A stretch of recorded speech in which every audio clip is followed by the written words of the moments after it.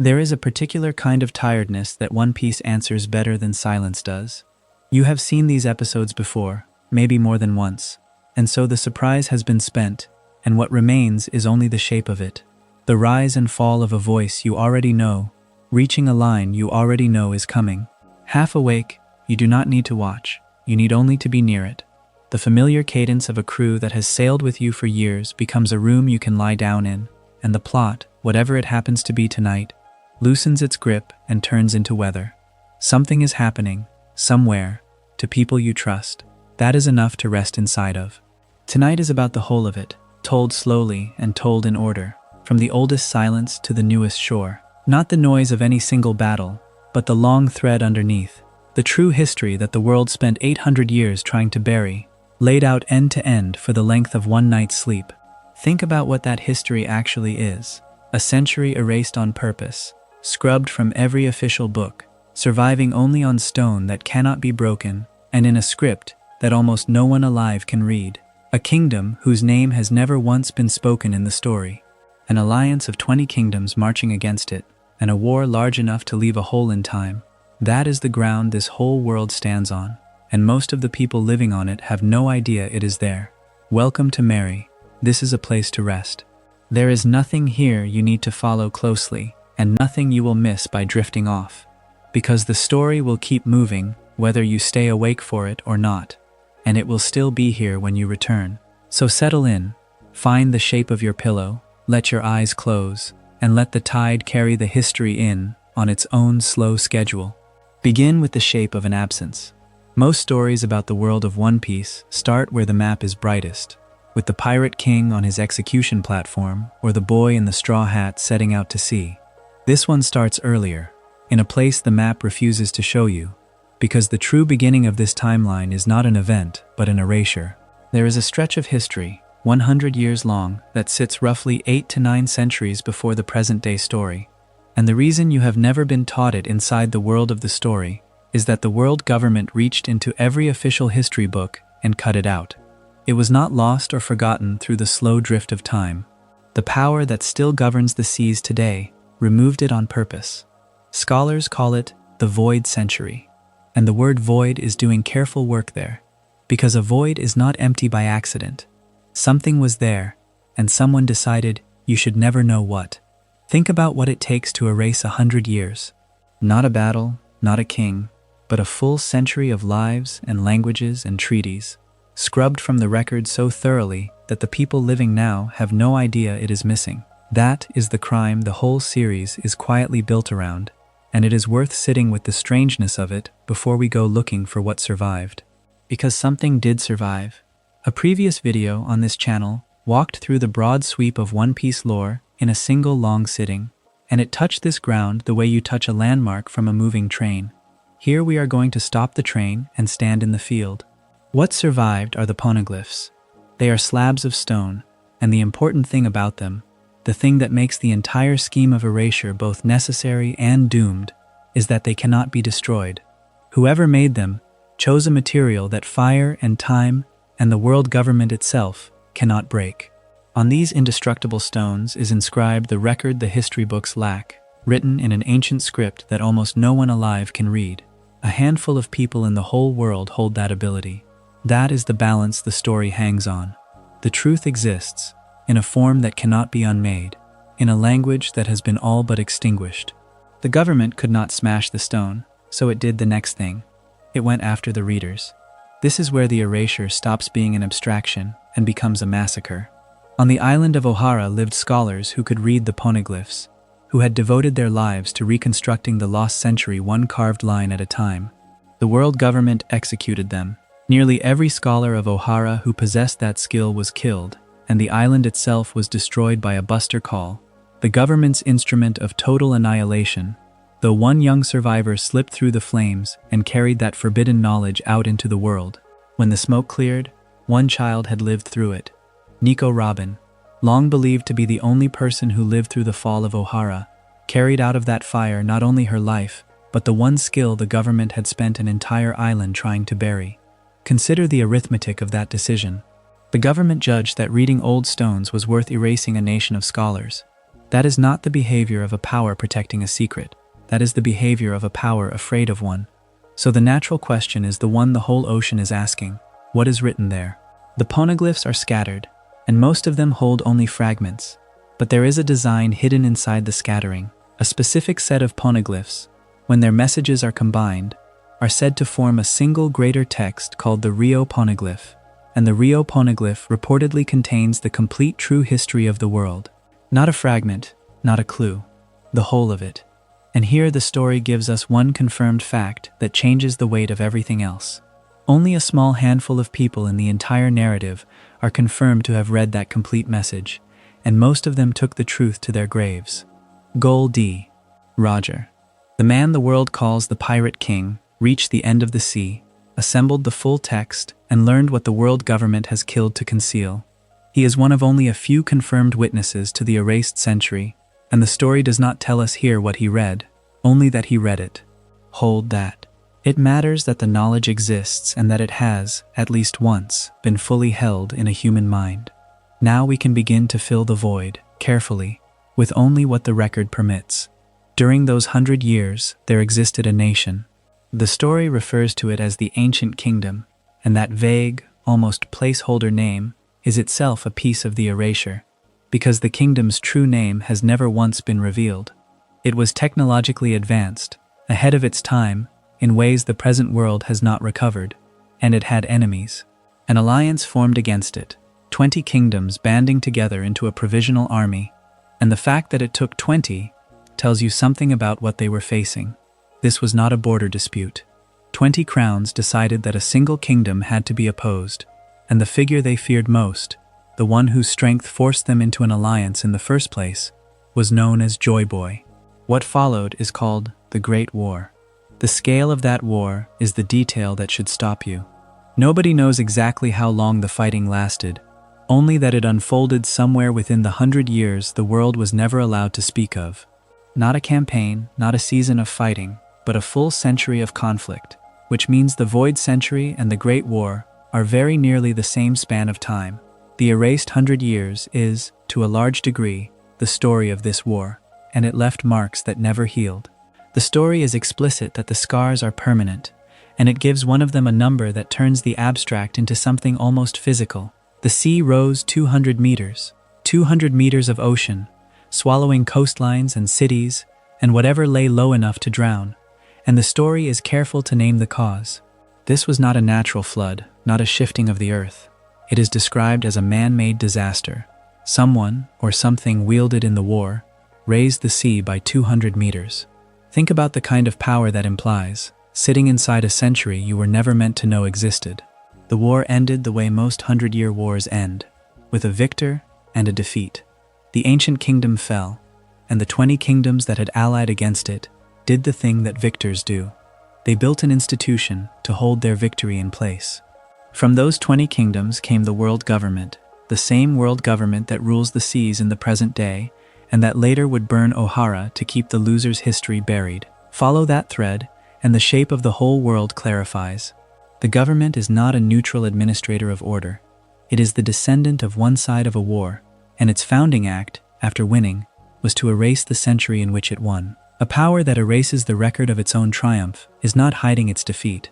It is hiding its victory, which is a far stranger and more damning thing, which brings us back to the man on the other side of that war, and to a figure the series has spent decades letting us misunderstand, Joy Boy. He is described as the first man in history to sail the seas and be called a pirate, the first. Before Roger, before any of the crews and kingdoms of the present, there was one man who put out onto the water and earned that name, and he stood as the leader against whom 20 kingdoms raised an army. For a long time the story allowed a beautiful confusion to grow around him, a blurring of the man with a legend, and it is worth being precise about what the story has since clarified, because precision is the whole point of a chapter like this. Chapter 11:14 settles it. Joy Boy and the sun god Nika are not the same being. Nika is a folk hero, a figure out of the giant legends of Elbaf, a warrior of liberation who exists in the way myths exist, told and retold and half-believed. Joy Boy, by contrast, was a real historical person who lived and sailed and fought. The connection between them runs through a single object. Joy Boy ate a devil fruit, and that same fruit, centuries later, would be eaten by a boy named Luffy. The fruit grants the power of Nika. So the man and the myth touch through the fruit, but they are not one thing. Joy Boy was a person who carried the power named after a legend. The distinction sounds small, and it is not, because it separates history from folklore inside a story where the two have been deliberately tangled, and untangling them is exactly the work the Void Century demands. And Joy Boy left more behind than a war. Around 800 years ago, toward the end of that same century, he made a promise. The promise was to the people of Fishman Island, an island that sits at the bottom of the sea, and it was a promise of rescue. He gave them a ship, an enormous vessel called Noah, and his intention was to use the power of an ancient weapon named Poseidon to one day raise their island out of the deep and up to the surface, into the sunlight the surface world takes for granted. It is a tender ambition for a man remembered as the first pirate and the enemy of 20 kingdoms. The first man to be called a pirate wanted to lift a drowned people into the light. He did not do it. This is the fact the story returns to again and again, and it is the emotional center of everything Joy Boy left behind. He broke the promise. Before he could raise the island, something stopped him, and the story here does not tell us what, only that the promise went unkept. And because he was the kind of figure who wrote things on stone, he left an apology. There is a poneglyph, dated to roughly 800 years ago, that contains Joy Boy's written apology to Poseidon. Sit with the peculiarity of that. Among the indestructible slabs that hold the complete lost history of the world, there is one on which the first pirate wrote, in effect, that he was sorry. Not a decree, not a weapons schematic, an apology, carved into the one material that guarantees it will outlast everyone who reads it. The people he failed did not curse him for it. They made a legend out of the broken promise, and the legend is one of hope rather than grievance. The royal family of Fishman Island passed down the belief that someday a person would come who fulfills the promise Joy Boy could not, who raises the island at last, and that this person will be recognized as the next Joy Boy. So the name becomes a role. Joy Boy is not only a man who lived 900 years ago. He is a promise waiting to be kept, and whoever keeps it inherits the name. There is something radical in a people who respond to abandonment by deciding the one who abandoned them was simply the first, and that another will come. It reframes the whole failure. The broken promise is not an ending. It is an inheritance left open. To understand why Joy Boy needed Poseidon at all, we have to look at the three ancient weapons, because they are the physical residue of the Void Century's terrible power, and they carry names out of old myth. Pluton, Poseidon, Uranus. Each is said to hold world-ending destructive power, and each has surfaced in the present-day world in a very different form. The first, Pluton, is a warship. The story gives it a grim nickname, the world's worst battleship, and the reason for the name is a single claimed capability. It is said to be able to destroy an entire island in one shot. One shot. Its blueprints and the ship itself are tied to the country of Wano, hidden and passed down through that isolated land. That a warship from a lost century could erase an island in a single firing tells you, again, what kind of war the Great War was, and it echoes that man-made 200-meter flood in a way that is hard to ignore. The second weapon breaks the pattern, and this is the detail that makes the ancient weapons more than mythical artillery. Poseidon is not a ship, or an object, or a cannon. Poseidon is a person. The weapon is a living human being, born with the power to command the sea kings, the enormous creatures of the deep, and the story confirms who currently holds that power. Shirahoshi, a princess of Fishman Island, is the present-day Poseidon. Now look back at Joy Boy's plan with that in your mind. He intended to raise Fishman Island using Poseidon's power, and Poseidon is a person born on Fishman Island itself, a princess who commands the very sea that drowns them. The rescue was always meant to come from within, from one of their own. 900 years later, a girl carrying that same power lives on the island, still waiting to be raised. The promise and the means to keep it have been circling each other for centuries. The third weapon is a name and almost nothing else: Uranus. The story has revealed only that it exists and what it is called, its true form, its holder. Whether it is an object like Pluton or a person like Poseidon. All of it remains unconfirmed in the material we have. It sits in the record as a shape under a sheet, named so that we know to fear it, hidden so that we cannot yet understand it. In a chapter about an erased century, there is something fitting about ending the list of ancient weapons on a blank. Even the survivors of the void keep their secrets. And then the story closes the distance between the ancient and the present with a single cold confirmation. Chapter 11:16 reveals that the world government does not merely fear these weapons or guard against them. It possesses one, and it has used it. The Lulusia Kingdom, a nation of the present day, was destroyed by an ancient weapon wielded by the government itself. Which of the three it was, Pluton, Poseidon, or Uranus, the story does not confirm. But the fact stands on its own, and it reframes everything you have heard so far. The power to destroy a kingdom in an instant, the world-ending force forged in the lost century, is not a relic locked away in Wano or sleeping in a princess on the sea floor. It is in the hands of the same institution that erased the century, killed the scholars of Ohara, and buried the history on which its own authority rests. The void was never only the past. Whatever raised the sea 200 meters 900 years ago has been used again, in living memory, by the winners who wrote the books. That is where the true timeline begins. Not with a treasure, but with a silence, and with the few indestructible stones that refuse to keep it. There is a way to tell the history of a fictional world that feels like reading an encyclopedia, and there is a way that feels like grief.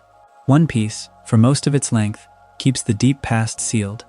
The story calls it the Void Century, a stretch of history that has been forbidden, a hole in the official record where something happened that those in power would rather no one recover.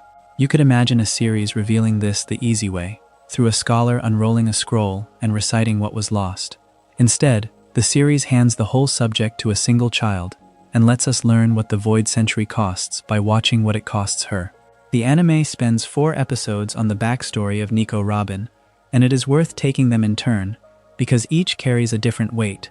The first, episode 275, is titled in translation as The Story of the Girl Who Was Called a Demon. The second, episode 276, brings the fated parent and child together and gives the mother her name, Olvia. The third, episode 277, is the tragedy of Ohara and the fear of the Buster Call. The fourth, episode 278, ends on a plea, an instruction almost, to say that you want to live because you have friends. Read those titles in order and you already have the shape of the thing. A child marked as monstrous, a mother arriving too late, an island erased, and a survivor told, against every reason she has been given, to keep living. To understand why any of this happens, you have to understand what Ohara was. Ohara held a library, and the library was a tree, the tree of knowledge, a giant said to be almost impossibly old. Think about that number for a moment. 5,000 years, older by far than the century the world has agreed to forget. The tree served as a hub, a gathering place for archaeologists who came to study history, and among the histories they studied was the forbidden one. That is the quiet engine of the entire tragedy. Ohara was not a fortress, and it was not an army. It was a school built inside an ancient tree, and its crime, the only crime it ever committed, was reading. Robin grows up inside this. She has already eaten the Hana Hana no Mi, the flower fruit, a paramecia type that lets her sprout duplicate parts of her own body anywhere within a certain range, and she eats it before Ohara is destroyed. The anime is careful about the ordering, and the ordering matters later, though not for the reason you might expect. Her power is not what dooms her. What dooms her is her mind. She is a child who can do the one thing the world government has decided must never be done, and the scholars around her understand the danger of that better than she does. Professor Clover, the director of the library, forbids the young Robin from researching the Void Century. Sit with the strangeness of that. A director of a library whose entire life is the pursuit of knowledge, telling a gifted child that this particular knowledge is off limits. He is not protecting the secret so much as protecting her. Her mother is the counterweight to that caution. Nico Olvia is an archaeologist herself, and she has been away, and she returns to Ohara specifically to research the Void Century. So the mother comes back to do the very thing the professor has forbidden the daughter to touch.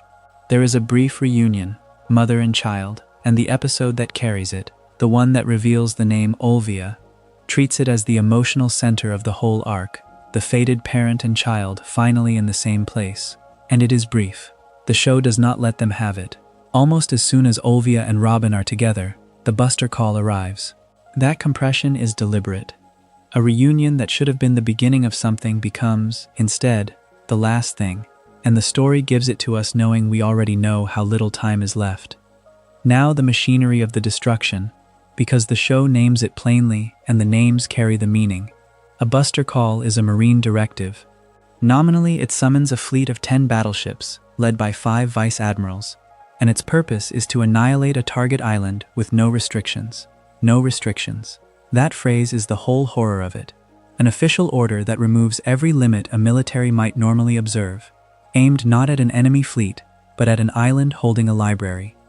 The order to use it against Ohara comes from Spandine, who at the time is the chief of Cipher Pole No. 9, the group known as CP9, and who is the father of a man, Spandam, who will matter much later in this same saga.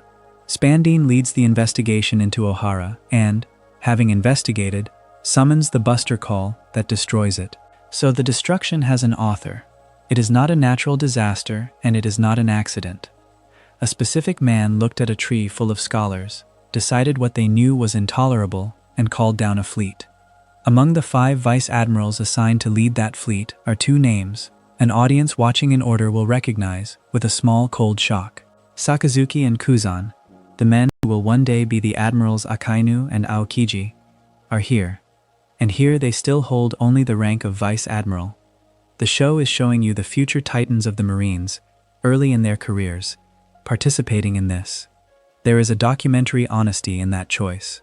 It refuses to keep its most powerful figures clean. The organization that will spend the rest of the series presenting itself as justice built its senior leadership partly out of men who were present at the burning of a library. And there is a 5th figure among those vice admirals who does not stay in formation. Jaguar D. Sol is one of the 5 assigned to lead the Buster Call, and he deserts. He befriends Olvia and Robin, and having befriended them, he cannot carry out the order, so he abandons his post inside the operation he was sent to command. 1 man out of 5 looks at the same instruction the others obey and refuses it. The story does not pretend that refusal is common. It gives you 4 who proceed and 1 who breaks, and it lets you weigh them. The 4th episode, the one that ends on the plea to live, is where the tragedy resolves into the person Robin becomes. Sol is the one who tells her, in effect, that she must want to live because she has friends, and that instruction has to carry her across everything that follows, because what follows is that she is alone. The island is gone. The mother she has just been reunited with is gone.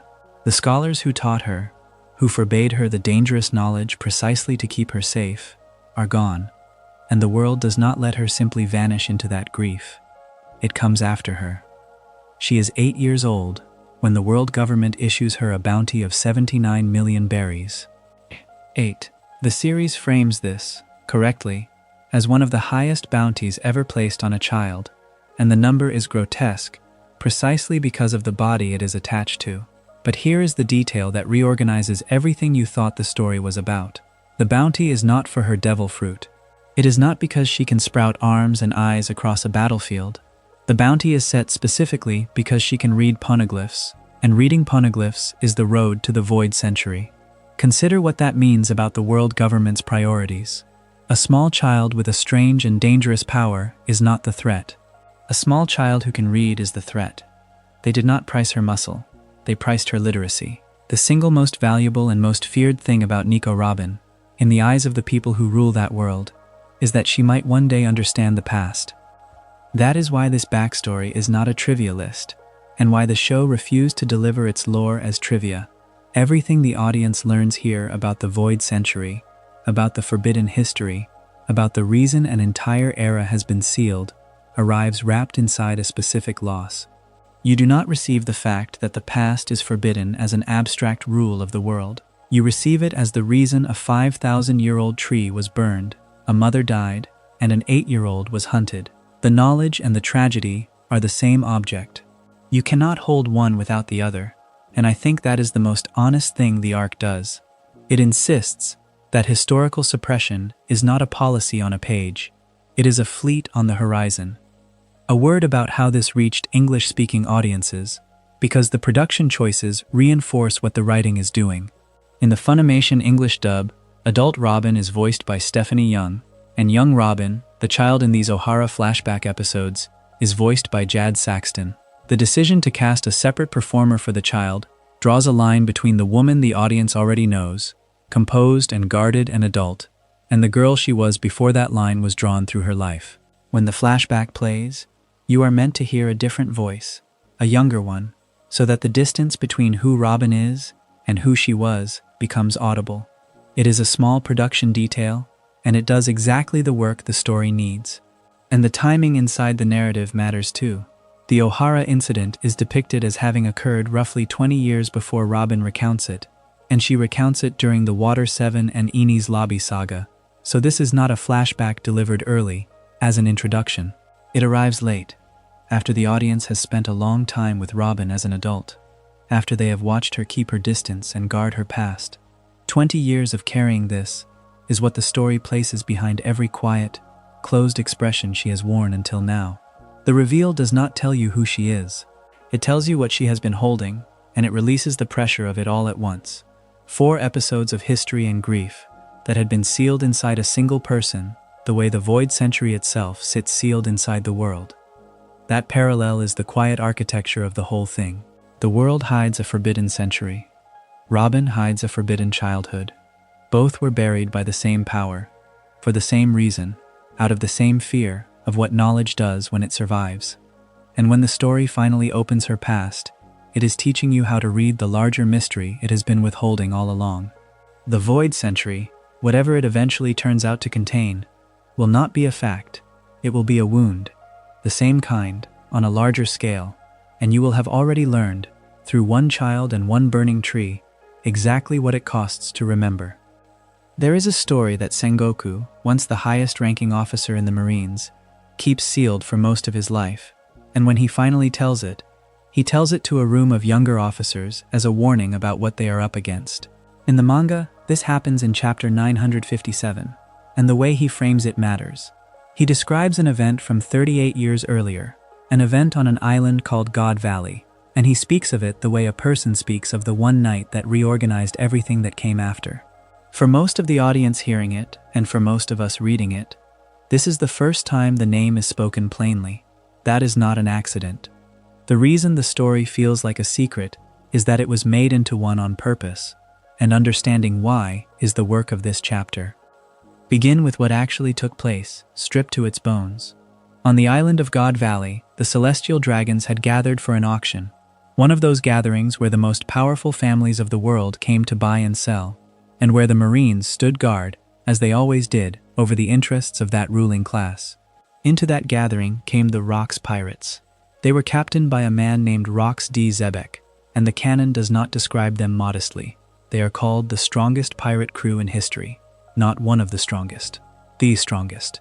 When you hold that phrase in your mind, the rest of the incident begins to make a terrible kind of sense, because the roster of that crew reads less like a pirate ship and more like a list of the people who would go on to define the next several decades of the world. Think about who was standing on that deck. A young Edward Newgate, the man the world would later know as Whitebeard, before the beard and before the title. A young Charlotte Linlin, who would become Big Mom and build an empire of her own. A young Kaido, who would become perhaps the single most durable weapon any nation ever fielded.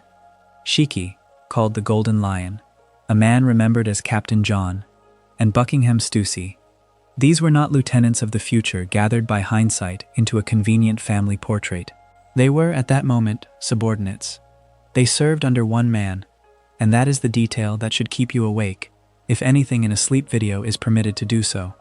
4 of the most powerful individuals the series would ever produce once answered to the same captain, on the same crew, on the same day. The balance of power that governs the entire modern world of One Piece, the great territorial peace held between rival emperors, is in a real sense the shattered aftermath of a single crew that broke apart. God Valley is where you can see it whole, one last time, before it comes apart. Against them stood the Marines, and against them stood something rarer than the Marines. Gol D. Roger and Monkey D. Garp were, by every account, rivals. They were on opposite sides of the fundamental divide of that world, the pirate and the marine, the outlaw and the law. And at God Valley they set that aside. The two of them formed a temporary alliance, a truce made not out of friendship, but out of necessity. And together they fought the Rocks pirates, and together they defeated them, and they defeated Rocks D. Zebek himself. Consider what it says about the threat that these two men, who spent their lives defining themselves in opposition to one another, agreed that the only way through this particular night was to stand back to back. An enemy that forces your enemy to become your ally is a specific and rare kind of enemy. The Rocks pirates were that enemy. Out of this, Garp received the title that would follow him for the rest of his life. He became the hero of the Marines, honored publicly for his part in bringing down the crew. And here the story bends in a way that tells you a great deal about the man. He refused the promotion that should have come with such a victory. He was offered the rank of admiral, the highest active command the Marines have, and he turned it down.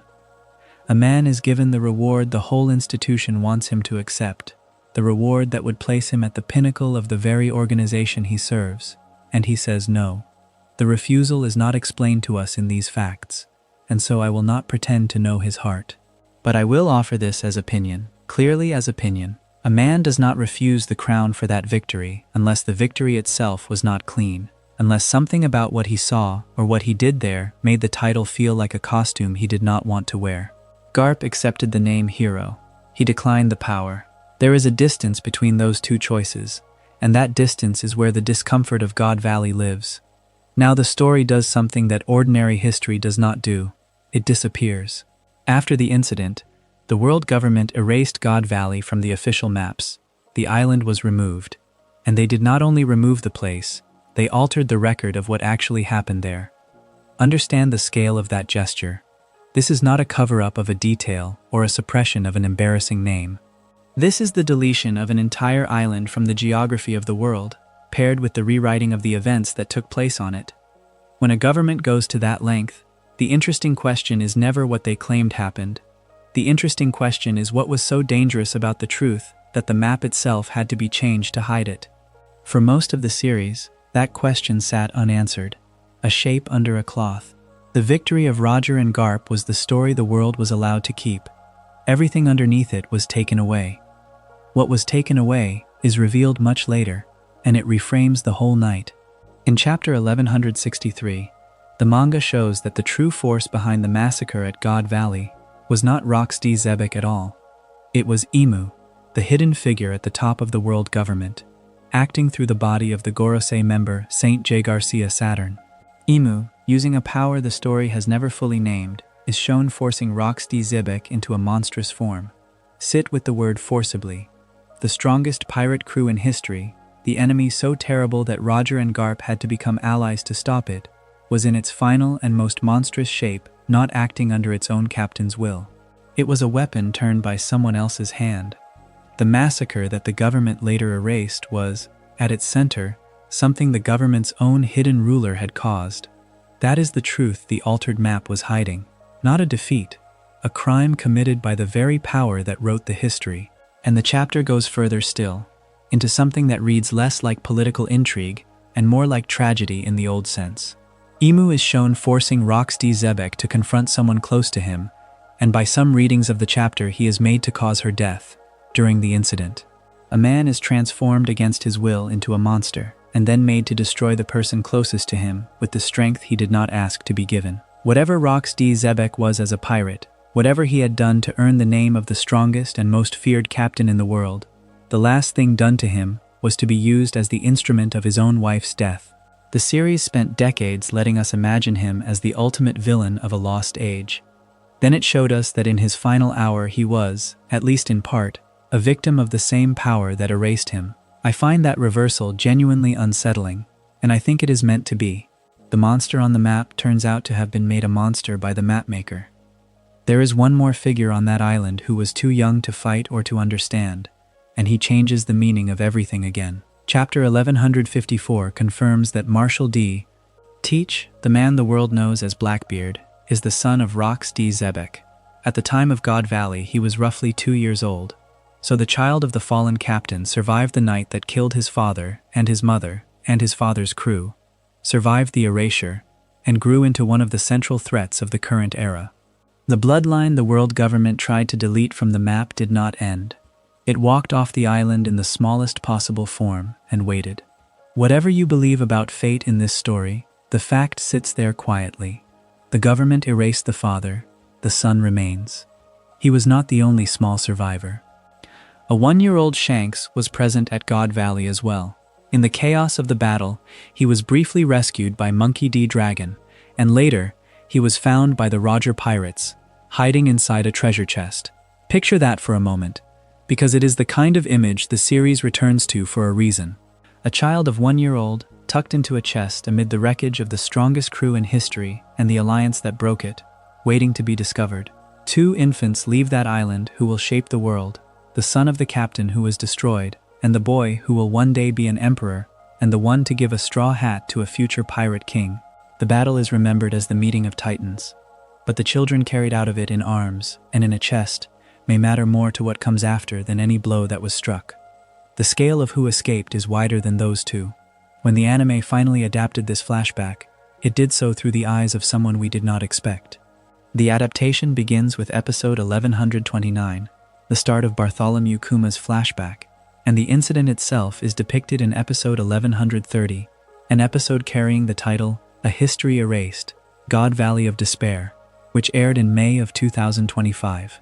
And in that episode, the great battle between the Rocks pirates, the Roger pirates, and the Marines is not the emotional center, it is the backdrop. In the foreground is Kuma, part of a group of slaves, seizing the one chance that the chaos of that battle provides. Kuma eats a devil fruit prize, one of the treasures meant for the auction, and gains power from it, and his group uses the cover of the fighting to escape the island. The anime made a deliberate choice there. It told the story of God Valley from below, from the position of the enslaved people the celestial dragons had brought to that island to buy and sell, rather than from the towering perspective of the pirates and marines who filled the sky with their clash. That choice, I think, is the truest reading of the whole event, and it is worth pausing on before this chapter closes. God Valley is usually described as the day the Titans fought, the pivot on which Roger, Garp, Whitebeard, Big Mom, Kaido, and the young Shanks and the crews around them all turned. It is all of those things. But the anime frames it so that the people who mattered most in that episode are the ones the powerful never noticed at all. The slaves running for the shoreline while the giants traded blows overhead. The battle that shaped the future of the world was, for the people caught in the middle of it, mainly a window. A moment when the ones who held all the power were too busy killing each other to keep their grip on everyone beneath them. The map was erased to hide a crime committed at the top, but the people who slipped away in the confusion were writing a different history, one the government could not delete, because it walked out on its own 2 feet while no one was watching. Consider the arithmetic that opens One Piece before any character speaks it aloud. 22 years before Luffy ever unties a rope or eats a piece of fruit that changes his body forever, a man was executed in a town called Town, and that man was the king of the pirates. The story we follow is not the story of that man. It is the story of what his death set in motion. And so the whole of the timeline hangs from a single fixed point in the past, a scaffold and a blade and a crowd, and everything that comes after is the long fall from that moment. Before we can understand a boy in a straw hat, we have to understand the person whose empty throne he decided to claim. His name was Gol D. Roger, and the story gives him a strange double distinction. He was born in Town, and he was executed in Town, the same streets holding both the first breath and the last. There is something almost unbearably neat about that, a life folded closed at the exact place it opened. According to Eiichiro Oda, writing later in one of the question and answer pages scattered through the collected volumes, Roger died at the age of 53. That number matters more than it seems. He was not cut down young and unfinished, but a man who had done the thing, who had reached the end of the world's longest road, and who then chose, with an illness already inside him, to walk to a platform and let the world watch him die. Think about what it means that the highest bounty ever recorded in the series belonged to a dead man, For decades, no reader and no character knew the figure. It was only revealed much later, in the chapter titled Ultimate, that Roger's bounty stood at 5,564,800,000 berries, a sum unmatched by anyone before or since, and the story is careful to tell us when he earned it. That bounty was set after he reached the final island, after he completed the voyage that no one else had completed. The world did not price him at his most dangerous. It priced him at his most complete. The number is not a measure of how many people he could kill. It is a measure of how much he knew. Because that is the real weight of Roger, the thing that makes his death the hinge, rather than merely a famous execution. The Roger pirates are the only crew known to have sailed the entire Grand Line, from one end to the other, and to have reached the last island, the one called Laugh Tale, before Roger died. Everyone else in the world was still trying. He had arrived. He had stood at the place the whole ocean bends toward, and had seen whatever waits there, and then he came back and let himself be caught. A man who has solved the puzzle, and then, instead of hoarding the answer, decides to turn his own execution into an invitation. The crew that carried him there is worth pausing on, because two of its members reach forward across the decades and touch Luffy directly. The first mate was Silver's Rayleigh, a man who would later be called the Dark King. Long after Roger is gone, long after the crew has scattered, Rayleigh becomes Luffy's mentor at Sabaody Archipelago, which means the person who stood at Roger's right hand is the same person who takes a young pirate under his wing and teaches him. The line from the dead king to the living boy runs through a single man's memory. And then there is Crocus, the crew's doctor, who could not cure the illness that was killing his captain, but who kept him alive long enough to finish. Long enough to reach Laugh Tale before the sickness or the sword took him. Roger did not conquer death. He negotiated with it, through his doctor, for exactly as much time as the voyage required, and not a day more. That is the detail I keep returning to, the incurable illness. It reframes the entire execution. We tend to imagine Roger as a man brought down, defeated, dragged to justice. The truth the facts describe is quieter and stranger. He was already dying. The Navy did not stop Roger. Time was stopping Roger, and he chose the manner of his own ending, walking to a public platform rather than fading on a ship. He surrendered to execution, handing himself over, and in doing so, he converted a private death into a public event, the largest possible audience for the last thing he would ever say. His last words are the ignition point of everything. He is asked, in effect, about his treasure, and he answers, "My treasure? If you want it, I'll grant it. Search for it. I left everything I gathered in one place. That is the spark." That single line, spoken from a platform by a dying man, lit what the world came to call the Great Age of Pirates. Consider the audacity of it as a final act. He did not deny having treasure, and he did not curse the people killing him. Instead, he pointed the entire population of the world toward a single hidden place, and told them it was theirs if they could find it. He weaponized his own death into a summons. Every pirate who ever set sail chasing the One Piece was answering a dead man's dare. And this is where the story begins to rhyme with itself, because the treasure Roger named has a shape in the very first conversation of the series. Aboard a hijacked ship that once belonged to a pirate called Alvida, a boy named Luffy explains to a frightened cabin servant named Kobe what that title actually means. He tells him the title comes with control of the whole world, and that it carries with it a treasure of fortune, fame, and power, a treasure called the One Piece, the goal every pirate is chasing. So the very first time the audience hears the words, they arrive attached to Roger's inheritance. The One Piece is not introduced as a new mystery. It is introduced as the thing the dead king left behind. Kobe's response is the response of the entire ordinary world. He says, over and over, that it cannot be done. No way, no way, absolutely no way. He tells Luffy that reaching the top is impossible, that the title is beyond anyone, and Luffy answers him with the line that defines the character, before the character has done anything at all. He says he does not care whether it is possible. He says, in his own words, "I've made up my mind. If I should fight till I die, it doesn't matter." Set that sentence beside what we know of Roger, a man who fought until an illness and a blade took him, who died having reached the end. And here is a boy, 22 years later, saying that dying in the attempt is an acceptable price for the same title. The show is drawing a straight line between the two of them in its opening minutes. Before Luffy has any right to stand in that line, he has simply decided to. The physical stage of Roger's death returns again and again, and the anime treats it with the reverence of a pilgrimage site. In the anime, we first see the execution as a flashback during the Logetown arc, in episode 48, the crowd and the platform and the falling blade rendered as memory.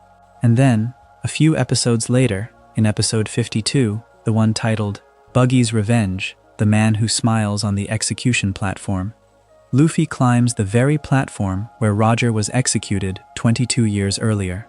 He stands where Roger stood. The staging is deliberate. The boy who declared in the first episode that he would take Roger's title is placed, physically, on the exact wood where Roger surrendered his. It is one thing to say you will follow a dead man. It is another to stand on the last place his feet ever touched. Others feel the pull of that platform too, and the show lets us hear it from the mouths of strangers. Much later, a pirate chasing Luffy's bounty through Logetown says what he wants is to see the platform. To see, in his words, the last vision the Lord of the Pirates had before dying. Sit with that for a moment. He is not hunting for treasure there. He wants to stand where Roger stood and look out at whatever Roger looked at in his final seconds, to borrow the dead king's eyes. The execution site has become a kind of altar, and the men who come to it are not all there for Luffy. Some are there for the ghost. Roger has been dead for 2 decades, and people still travel to occupy the space of his last breath. Logetown itself is drawn as a threshold, and the details the anime chooses are almost perfect for a place that sits at the edge of a great journey. In its market, Sanji explains why fish from distant seas turn up on the stalls, why a south blue creature like a tuna elephant washes ashore in a town so far from where it lived. Logetown, he says, sits where the currents from every blue converge, right at the entrance to the Grand Line.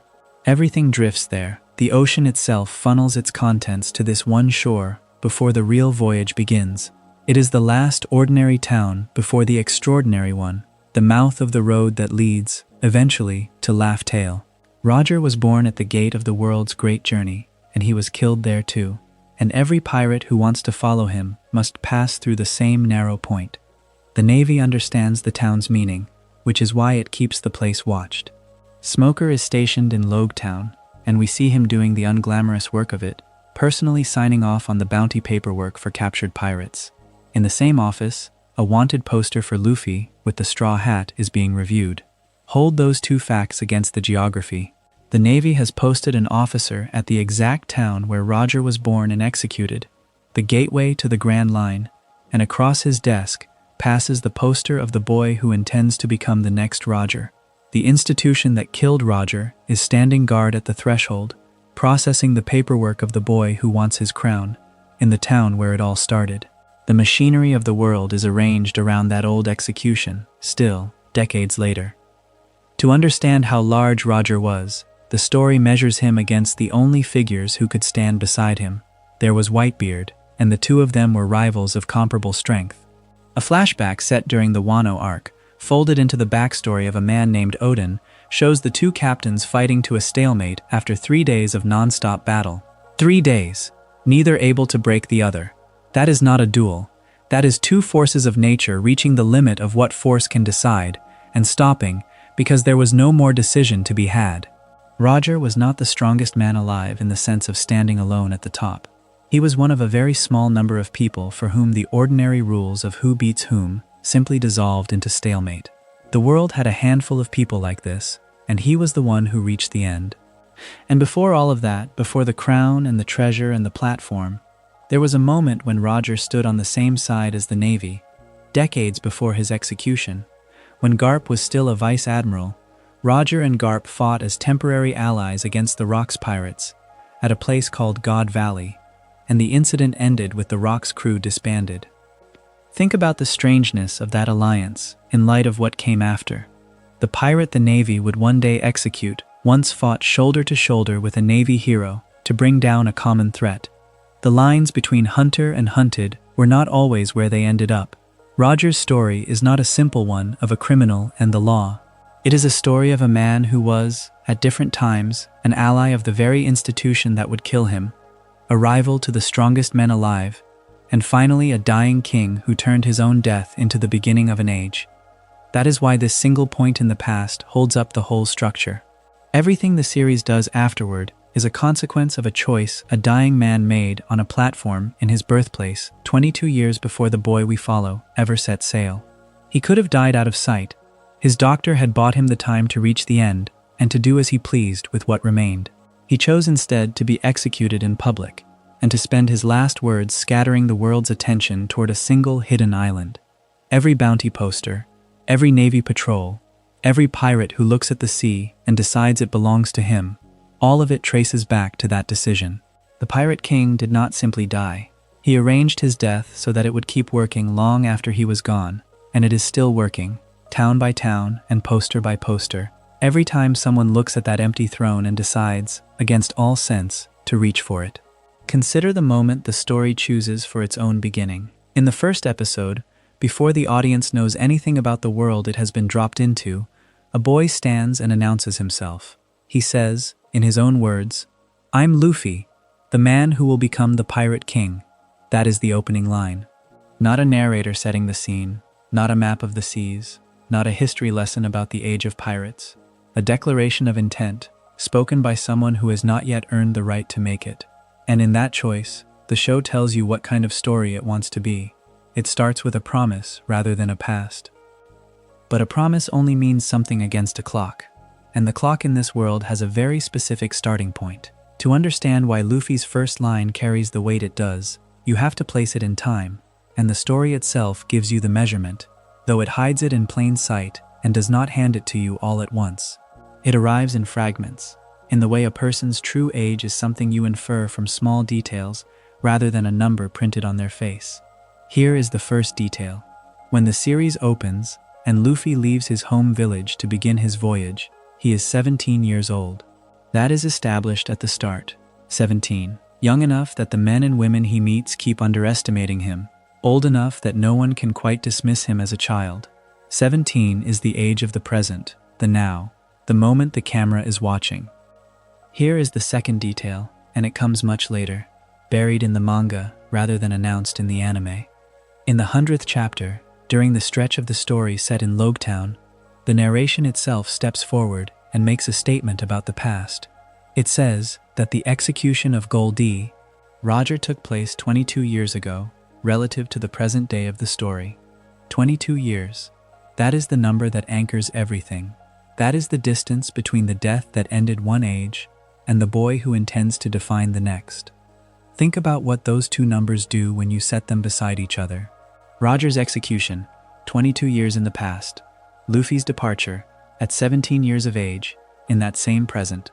Subtract the one from the other, and you arrive at a quiet, almost unsettling fact. Luffy was born 5 years after Roger died. He never breathed the same air or stood in the same crowd. The man whose title he wants to inherit was already gone, already a story told by older people, before Luffy existed at all. The last Pirate King was dead half a decade before the boy who would chase his crown drew his first breath. This is the deep structure of the whole narrative, and it is why the dating matters so much. The story does not open on Roger. It opens on a boy who arrived too late to ever meet him, reaching backward across 22 years, toward a legend he can only know secondhand. The present-day clock starts ticking with that execution, and everything the audience watches unfolds in the shadow it casts. When Luffy says he will become the Pirate King, he is not competing with a living rival. He is answering a ghost. Now, the manga said this before the anime existed, and that is a part of the timeline worth holding on to, because the story has two beginnings, not one. The first chapter of the manga, the one titled with that same phrase the anime would later borrow, appeared in the 34th issue of Weekly Shonen Jump, published on the 22nd of July 1997. The animated version did not arrive until more than 2 years afterward. The first episode premiered in Japan, on Fuji Television, on the 20th of October 1999, so there is a real-world gap of roughly 2 years between the moment the story was born on the page and the moment it began to move and speak on the screen. The number 22, the age of the executed king, was written down in the manga long before the anime caught up to the arc that would speak it aloud. I find something fitting in that. The story is obsessed with the distance between a beginning and the thing that beginning promises, and its own history mirrors that obsession. The idea existed first. The moving image followed, patiently, years behind, chasing what had already been established, the way Luffy chases a legacy that was already complete before he entered the world. Return to that first episode, and the way it introduces its second character, because the series is careful, in these opening minutes, to define its hero by contrast. The boy Luffy meets is named Koby, and Koby explains how he came to be where he is. He tells Luffy that he went out fishing one day and accidentally boarded a pirate ship, and that ever since, he has been kept aboard as a servant to the pirate Alvida. He did not choose the sea. The sea took him by mistake and held him. His life is an accident that hardened into a sentence, and he has been living inside that accident, doing as he is told, for long enough that it has become the whole shape of his days. Set that against Luffy, who chose everything. When Koby asks about him, Luffy explains that his goal is to find the treasure called the One Piece and to become the Pirate King, and then he admits something that most stories would be too proud to let their hero say out loud. He has no crew, not one member. In his own account, he is still trying to find someone. Consider the honesty of that. Here is a boy declaring he will rule all pirates, and in nearly the same breath confessing that he is completely alone, that the Grand Voyage has a crew of exactly one, that he is out here looking for the first person willing to stand beside him. The ambition is enormous. The reality is a single figure on the water, with nothing but the size of his own intention. And it is precisely that combination, the impossible goal held with total sincerity by someone who has nothing yet, that changes Koby. Watching Luffy, listening to him, Koby reveals a dream of his own, one he had kept hidden. He wants to join the Navy. It has been inside him the whole time, unspoken, because a servant on a pirate ship does not get to want things out loud, but Luffy's certainty gives him permission. That is the mechanism the first episode is demonstrating. Luffy does not recruit people by being strong or by being right. He recruits them by wanting something so plainly that it makes the people around him remember what they wanted too. Hold that mechanism in mind, because it is what makes the 22-year gap bearable rather than crushing. A boy born 5 years too late to meet the last Pirate King has no memory of that old age, and no mentor left from it to guide him. What he has instead is this ability to pull other people's buried dreams up into the light. The past is closed to him. The future is a crew he does not have yet. So he builds forward, one person at a time, and the story has shown you the very first instance of it before it has shown you almost anything else. There is one thread that reaches back across the years and touches Luffy directly, and the fourth episode is where the show finally opens it.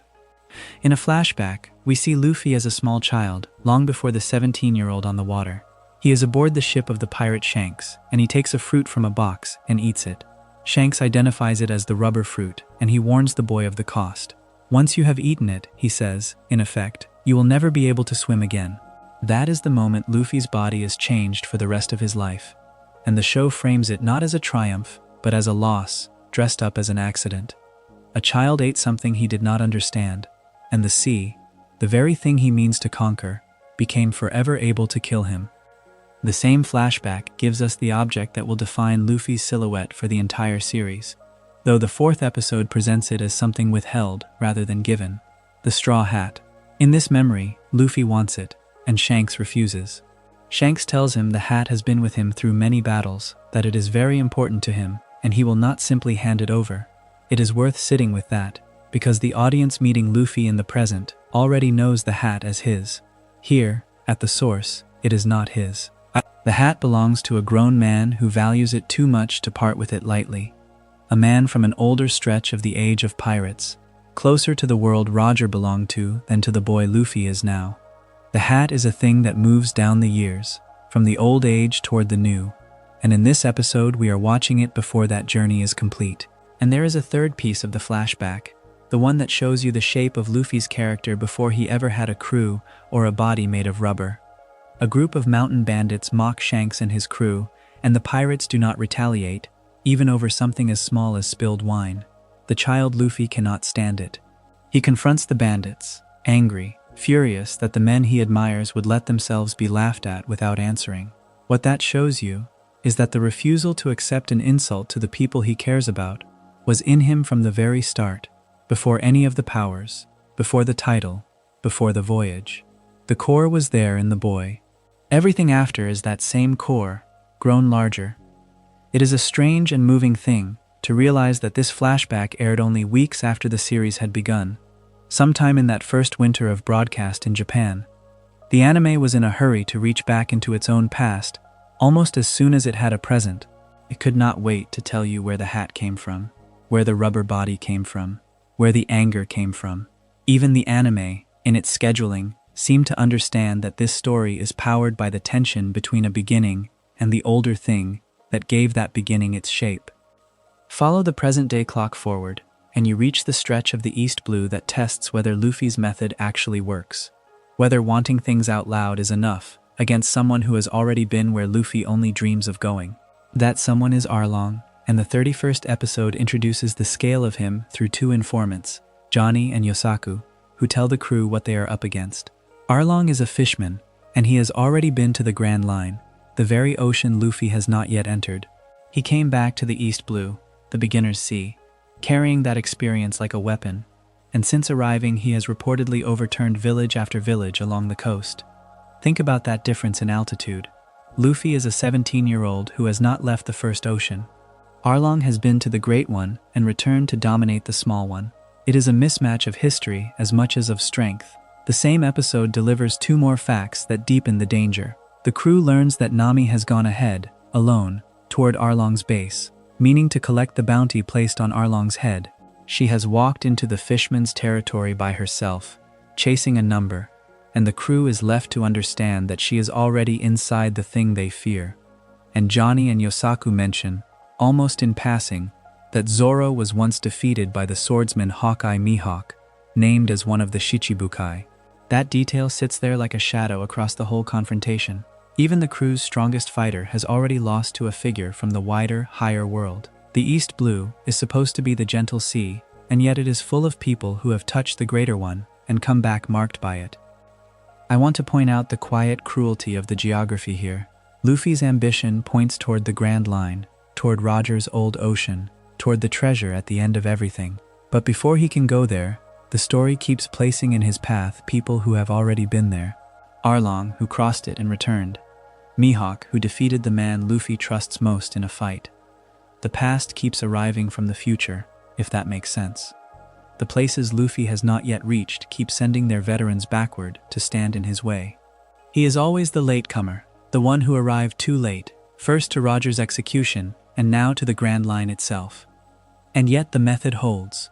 The 44th episode is where Arlong Park falls, and the show resolves it not with a lesson about strength, but with a single word about belonging.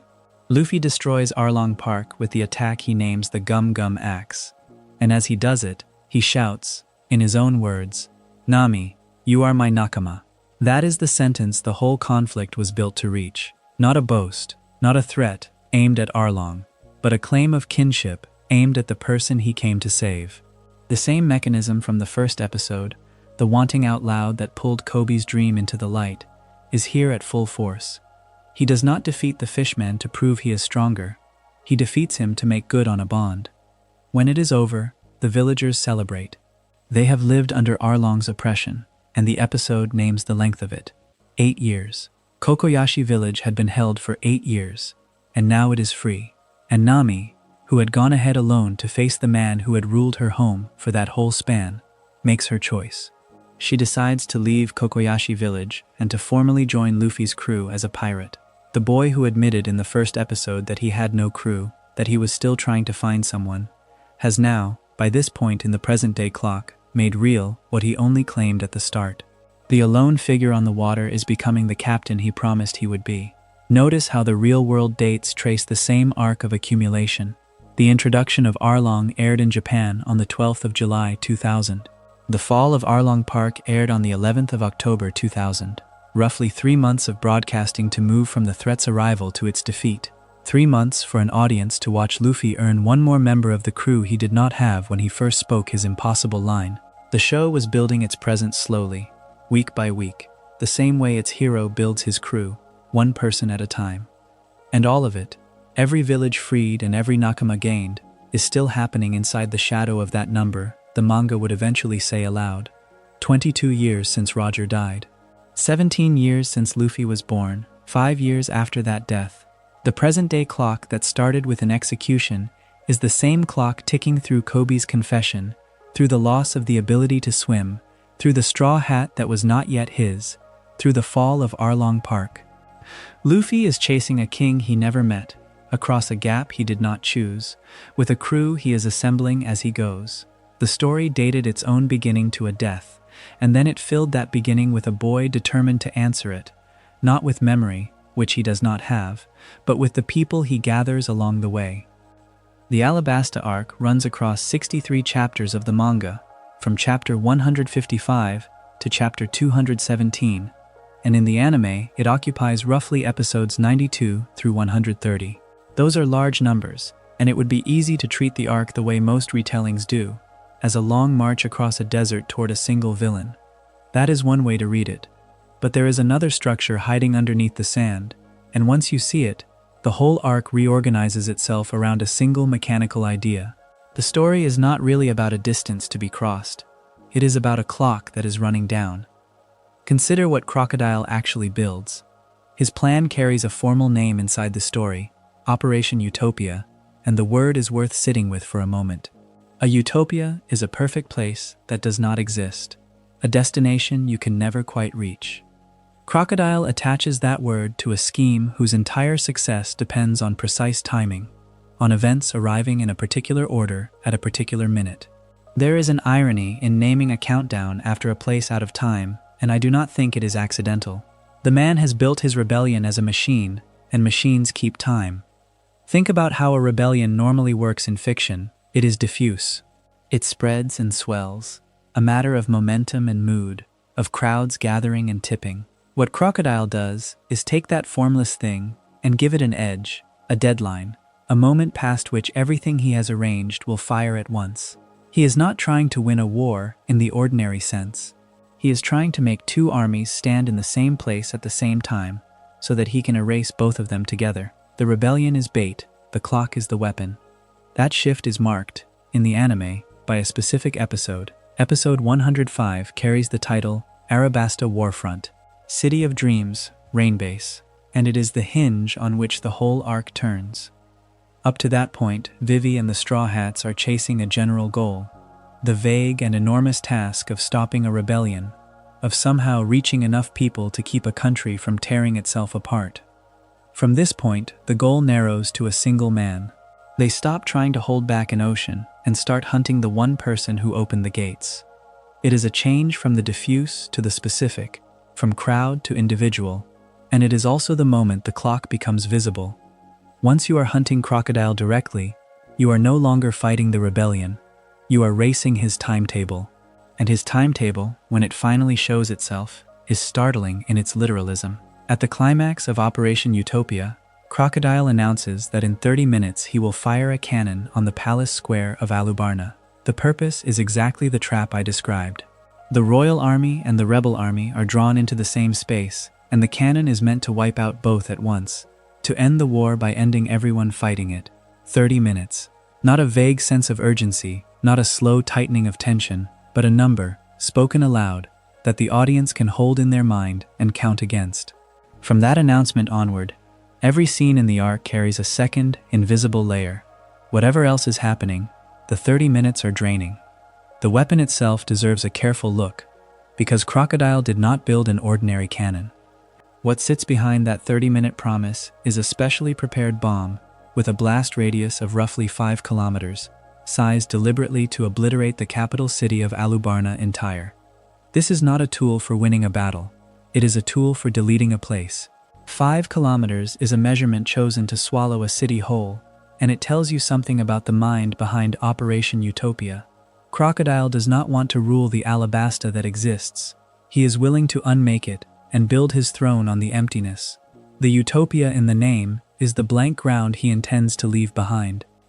Now here is the detail that turns the whole scheme from clever into something close to poetry, and it is the single fact I would ask you to carry out of this chapter, if you carry only one. The cannon that launches this bomb is hidden inside the central clock tower of Alabasta. Picture that. The mechanism of the countdown is physically buried inside the city's own timepiece. The tower that the citizens look up to in order to know the hour is the same tower that holds the instrument of their erasure. Crocodile has literally tied his deadline to the clock. The instrument that measures Alubarna's ordinary time is the instrument that will end it. A ticking clock plot usually keeps its clock metaphorical, a device in the storyteller's toolbox. This arc takes the metaphor and makes it a building, standing in the center of the capital, keeping time over the very people it is aimed at. Crocodile does not stand guard over this thing himself.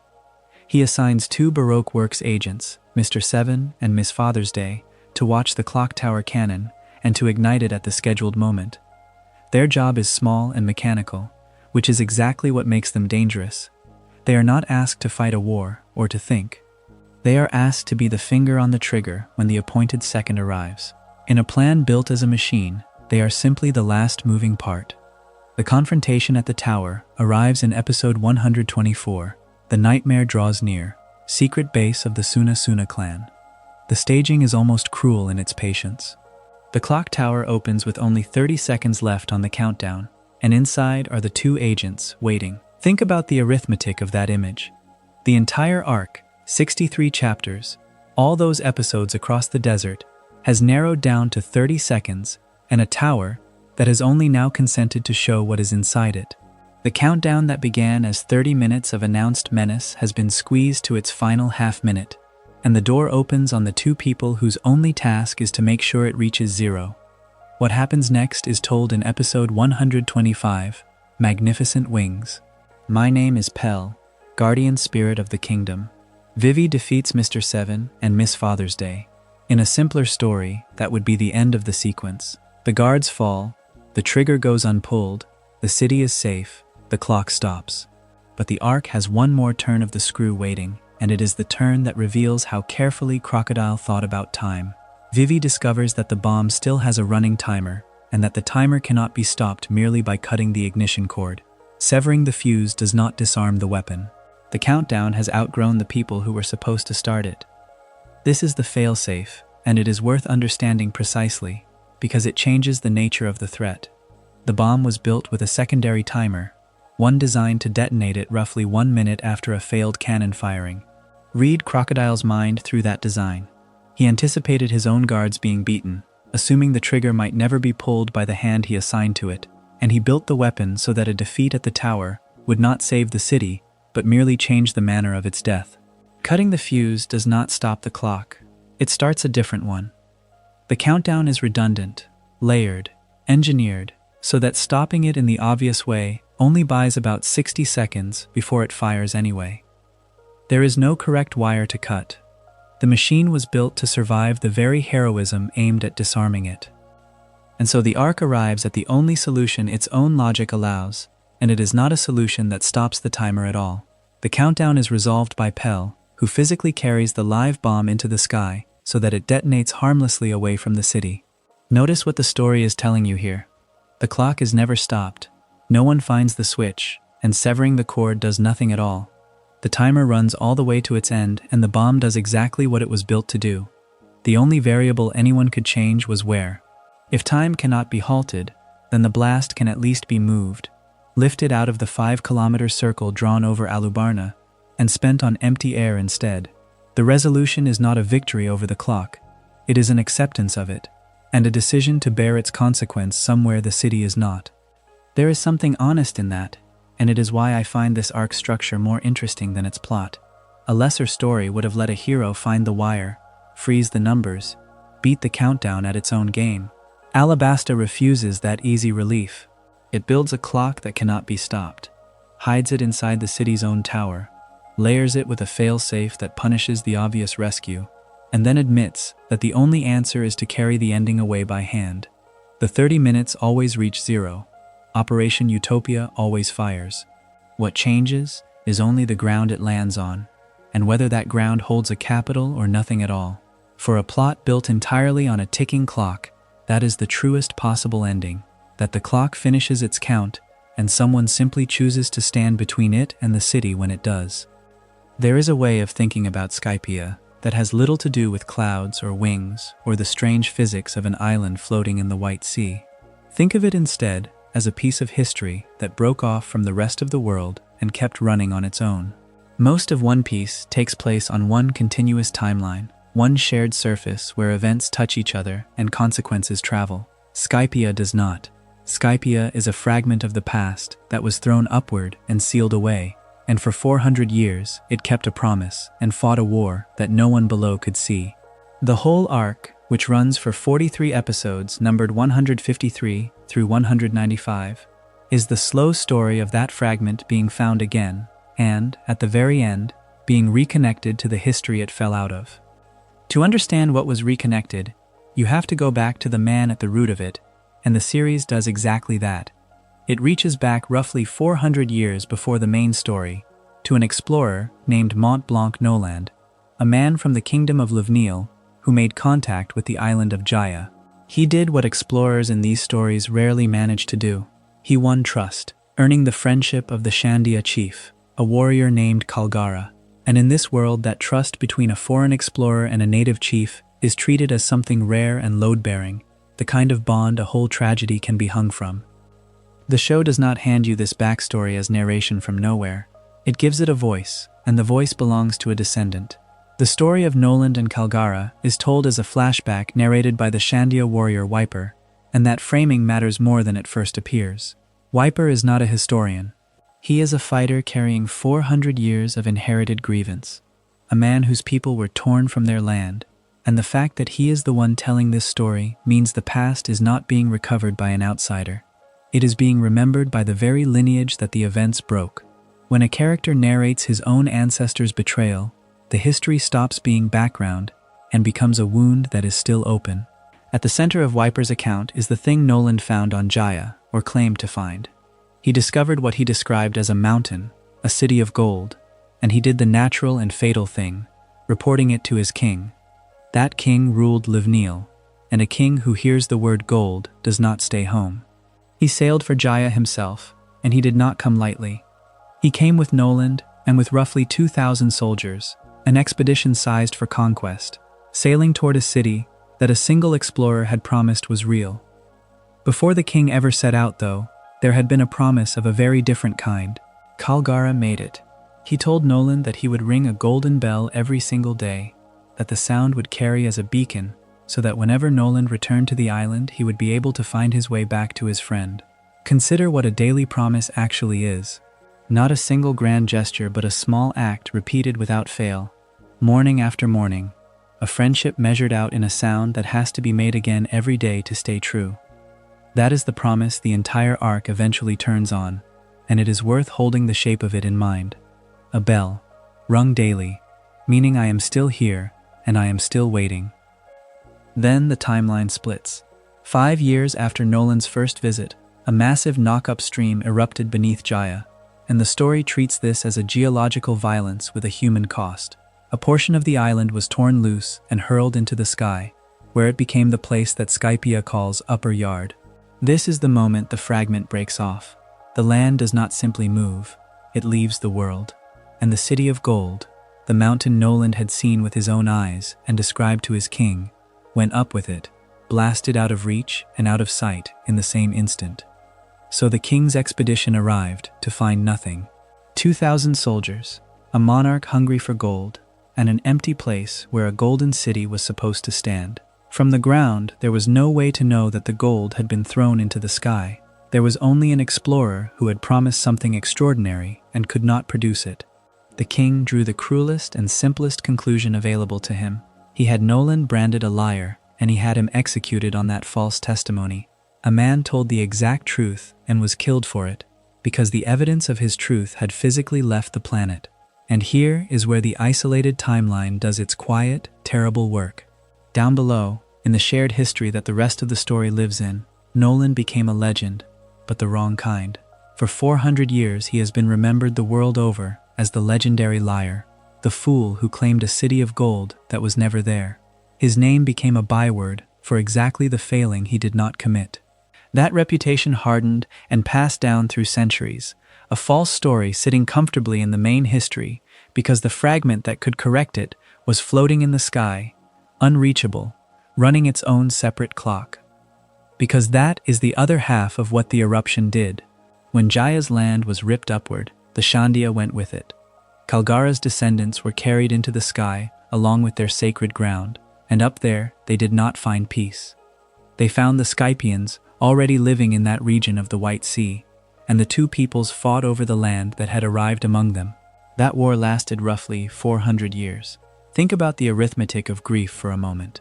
The same span of time that turned Noland into a liar on the surface was, in the sky, 4 centuries of continuous fighting over a piece of stolen earth called Upper Yard. 2 clocks, the same length, both counting since the day the island tore in half. Below, a slander that would not die. Above, a war that would not end. And the golden bell, the beacon of the daily promise, somewhere in the middle of it all.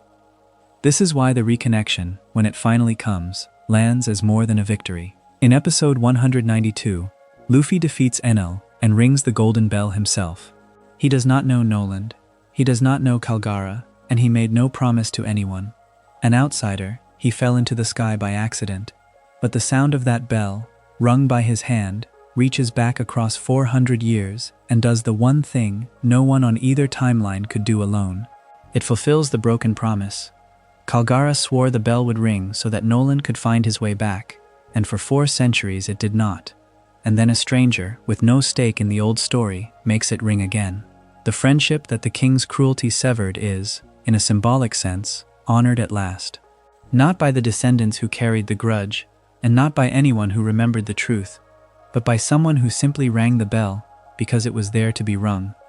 The show earns this by refusing to rush toward it. The episode that lays out the whole history of Noland and Kalgara, the one that puts Wiper's narration in full, is titled Guidance from the Sound of a Bell, The Great Warrior and Tales of an Explorer, and it is episode 187. Notice how close that is to the ringing itself. The explanation of the promise sits only a few episodes before the promise is kept. The story tells you what the bell means, in patient detail, and then it makes you wait just long enough that when the sound finally comes you understand every layer of what it is answering. That is careful construction, and it is why the moment works on people who could not tell you a single date from Skypiea's calendar. There is a small production detail worth setting beside all of this, because it grounds the sky in something real. The man Luffy defeats to reach the bell, Enel, is voiced in the original Japanese by Toshiyuki Morikawa and in the English Funimation dub by J. Michael Tatum, 2 performers giving a face and a coldness to the god whose defeat clears the way for the bell to ring. And the whole arc, all 43 episodes of it, aired in Japan, on Fuji Television, beginning on February the 9th, 2003, and ending on June the 13th, 2004. It took the better part of a year and a half of broadcast to carry an audience from the eruption to the bell, which is, in its own modest way, an echo of the patience the story is about. A promise measured in daily repetitions, a war measured in centuries, a broadcast measured in seasons, all of them waiting for one sound. What the arc finally does, then, is stitch the fragment back to the whole. For 400 years, Skypiea ran on its own isolated timeline, holding a truth the surface had buried and a war the surface never saw. When the bell rings, those 2 histories touch again. The liar is, in the logic of the story, no longer only a liar. The promise is no longer only broken, and a piece of the past that had fallen out of the world is quietly folded back into it, by a boy who did not even know he was mending anything. There is a moment in every long story where the shape of the thing changes, where the characters stop being who they were and become who they will have to be. For the Straw Hat crew, that moment arrives across 2 arcs that run together like a single long breath. The Water 7 arc begins with episode 229 of the anime, and what follows is not a single adventure but a slow tightening. A story that starts with a broken ship and a betrayed friend, and ends with a crew that has, in the most literal sense, declared war on the government of the world. If you have followed this series through its earlier islands, you can feel the difference in the air. The stakes stop being personal and start being historical. Enies Lobby is the 16th story arc of the One Piece manga and anime, and it is worth pausing on how it opens, because the method of the rescue tells you something about the crew. To reach Enies Lobby, the Straw Hats do not sail. They travel by rail. Alongside Sogeking, the Frankie family, and the shipwrights of Galila, they board a hijacked train called the Rocket Man and ride it across the sea toward the place where their friend is being taken. Think about the collection of people on that train. A pirate crew, a masked sniper who is one of their own in disguise, a gang of ship dismantlers, and a company of craftsmen. None of them are natural allies. All of them are aimed for this one journey at the same island and the same purpose, which is to take back Nico Robin and Frankie before the government can carry them beyond reach. To understand why Robin is worth a hijacked train in a war, you have to understand what was done to the place she came from. Robin's hometown was an island called Ohara, and Ohara was destroyed by a buster call. A buster call is a world government order for fleet annihilation, the summoning of overwhelming naval force to erase a target completely. Ohara was erased because its scholars had come close to something forbidden. They were near to decoding the Poneglyphs, the stone records that hold the true history of the world, and in doing so, they were near to uncovering the Void Century, the stretch of lost history the government has spent centuries keeping buried. The scholars of Ohara did not commit a crime of violence. They committed the crime of reading, of getting close to a truth, and for that closeness, their island was annihilated. A child survived.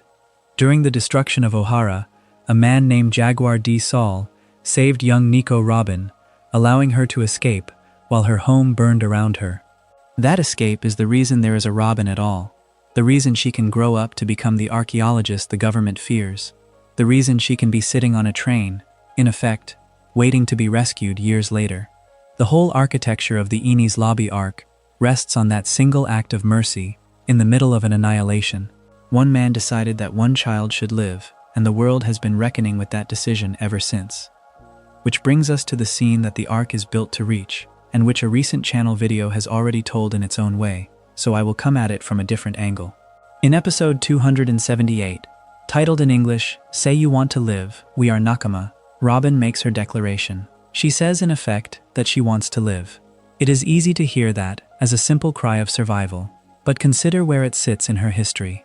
This is a woman who was saved from a buster call as a child, who watched an entire island of scholars die for the sin of curiosity, and who has spent much of her life believing that no place and no person would ever want her to go on existing. For her to say that she wants to live is not the same as it would be from anyone else. It is the reversal of a lifetime spent expecting to be erased.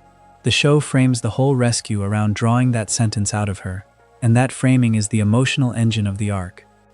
The response to that declaration is the moment the crew crosses a line it can never uncross. Luffy orders Sogeking, who is Usopp behind the mask, to shoot down the world government's flag. This is the same episode, and the anime depicts that single gunshot as the formal declaration of war.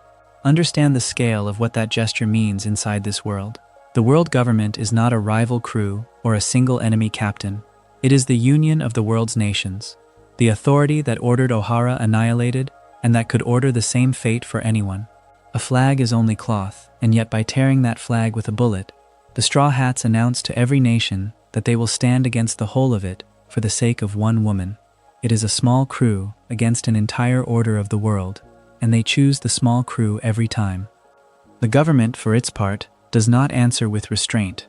During the fighting at Enies Lobby, the CP9 agent Spandam reaches for a communication device, and instead takes hold of a golden Den Mushi, and through that mistake, he calls a buster call down on Enies Lobby itself. There is a terrible symmetry in this. The same fleet annihilation order that once destroyed Robin's home is now summoned again, by accident, onto the very island where she is being fought over. The weapon that erased Ohara returns, and this time, it turns on the government's own stronghold. Robin has come full circle without moving, standing once more inside the radius of a buster call, and the question of whether she survives it is the question of whether the crew's declaration meant anything. Around that emotional core, the arc also delivers the crew's hardest fighting to date, and here the show reaches a technical turning point of its own. The leader of CP9 is Rob Lucci, whose devil fruit is the Neko Neko no Mi, model leopard, the cat fruit. It is a Zoan-type fruit, which means it lets him change his body into that of an animal, and in his case, into a leopard or a hybrid leopard-man form that keeps a human frame with a beast's power laid over it. Against an opponent like that, Luffy's ordinary body is not enough, and the fight against Lucci becomes the anime debut of both Gear 2nd and Gear 3rd. These are Luffy's methods for pushing a rubber body past its normal limits, and the show unveils them here for the first time, against the strongest agent of the organization the crew has just declared war upon. The choice of timing is deliberate. New power arrives exactly when the enemy becomes the world itself. And through all of it, one member of the crew is dying. The Going Merry, the ship that has carried them since the earliest islands, is already too damaged to sail safely by the time this story begins. It carries them from Water 7 to Enies lobby and back anyway, one last impossible voyage that the ship should not have been able to make. Then it breaks apart, and the crew does for it what you would do for a person. They give the Going Merry a Viking-style funeral, setting it ablaze on the water. That farewell comes in episode 312, titled, "Thank You, Mary, the Sea of Separation in the Snow." The title tells you the register the show is reaching for. This is not the loss of equipment, it is a burial. Snow falling on the sea while the ship they loved burns down to nothing, and the crew stands and watches and says thank you. I want to dwell on that, because it is one of the braver choices the series makes. Most adventure stories would simply give the heroes a bigger, better ship and move on. One Piece stops the entire story to mourn a boat. It insists that the Going Merry mattered, that it carried them through everything the early era contained and earned the right to be grieved rather than discarded. The funeral in the snow is the true ending of that early era. When the fire goes out, the version of this crew that sailed a small caravel through its first islands is gone for good, and something older and heavier takes its place. What comes next completes the transformation. In the arc immediately following Enies lobby, the shipwright Frankie officially joins the Straw Hat crew. He does not come easily. It takes the Frankie family and Iceberg working to convince him that his true dream is not to stay where he is, but to see his own ship sail the world, the ship that will become the Thousand Sunny. There is a neat rhyme between his joining and the loss they have just endured. A crew that has just buried one ship gains the man who will build them the next, and gains him precisely because he wants to watch his creation sail. The grief and the renewal are placed side by side on purpose. The ship he builds is worth understanding as more than a replacement. The Thousand Sunny, the crew's second ship, is constructed from Adam wood, a rare timber, and the show attaches a specific weight to that choice. Adam wood is the same wood historically used to build the ship of Gol D. Roger, think about what that quiet detail places under the crew's feet. The pirate whose treasure Luffy is chasing, the man whose voyage set this entire age of piracy in motion, sailed on a ship made of this same rare wood, and now the Straw Hats sail on it too. Nothing in the scene announces this as destiny. The show simply lays the fact there, in the grain of the timber, and lets you notice that the crew who declared war on the world is now sailing on the same material as the one man who reached the end of that world. So this is the arc where the early era ends and the road to the war begins. A friend saved from annihilation as a child is fought for by a crew willing to fire on the flag of every nation. A ship that carried them through their first years is burned and mourned in the snow. A new shipwright joins, and a new ship is built from wood that once carried the Pirate King. When you set those pieces side by side, you can see the series changing its own weight in real time, turning from a story about a small crew and its adventures into a story about that crew and its place in a hidden history. The bullet that tore the flag cannot be taken back, and the crew that fired it will spend everything that follows learning what they have set themselves against. For most of its run, One Piece has been a story about beginnings. New islands, new crewmates, new dreams stacked one on top of another. The Marineford arc is the rare stretch where the show turns the other way and faces an ending. It is the 22nd story arc of the series overall, and the fourth arc of what is called the Summit War Saga, and by the time it concludes, the world the audience thought it understood is no longer intact. Toei Animation adapted it across anime episodes 457 to 489, which aired over 2010 and 2011. In the manga, it ran earlier, chapters 550 to 580, serialized across 2009 and 2010. Depending on which translation reached you, it carries a different name. Viz Media calls it the Paramount War. The Funimation English release calls it the War of the Best. Two titles for the same event, and both of them are reaching for the same idea, that this is the war against which every other conflict will be measured. Consider how the arc chooses to open. The first episode, 457, is not a battle at all. It is titled, in the English rendering, Special Retrospective Before Marineford, The Siblings' Vow. Before a single blow is struck at the plaza, the show pauses to look backward. It gathers up a bond and a promise, and lays them in front of you, so that when the fighting begins you are not watching strangers. This is a deliberate act of preparation.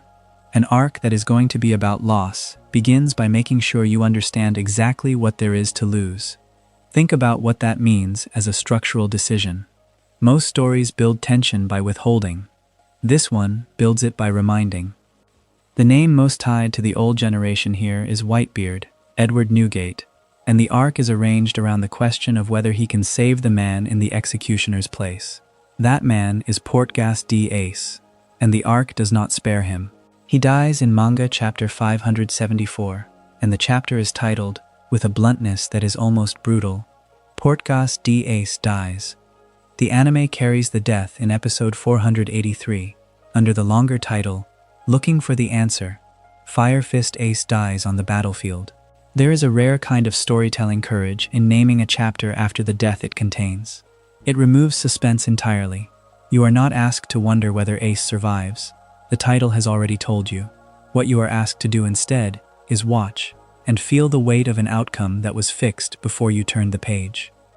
And then the arc does something that reframes everything around it.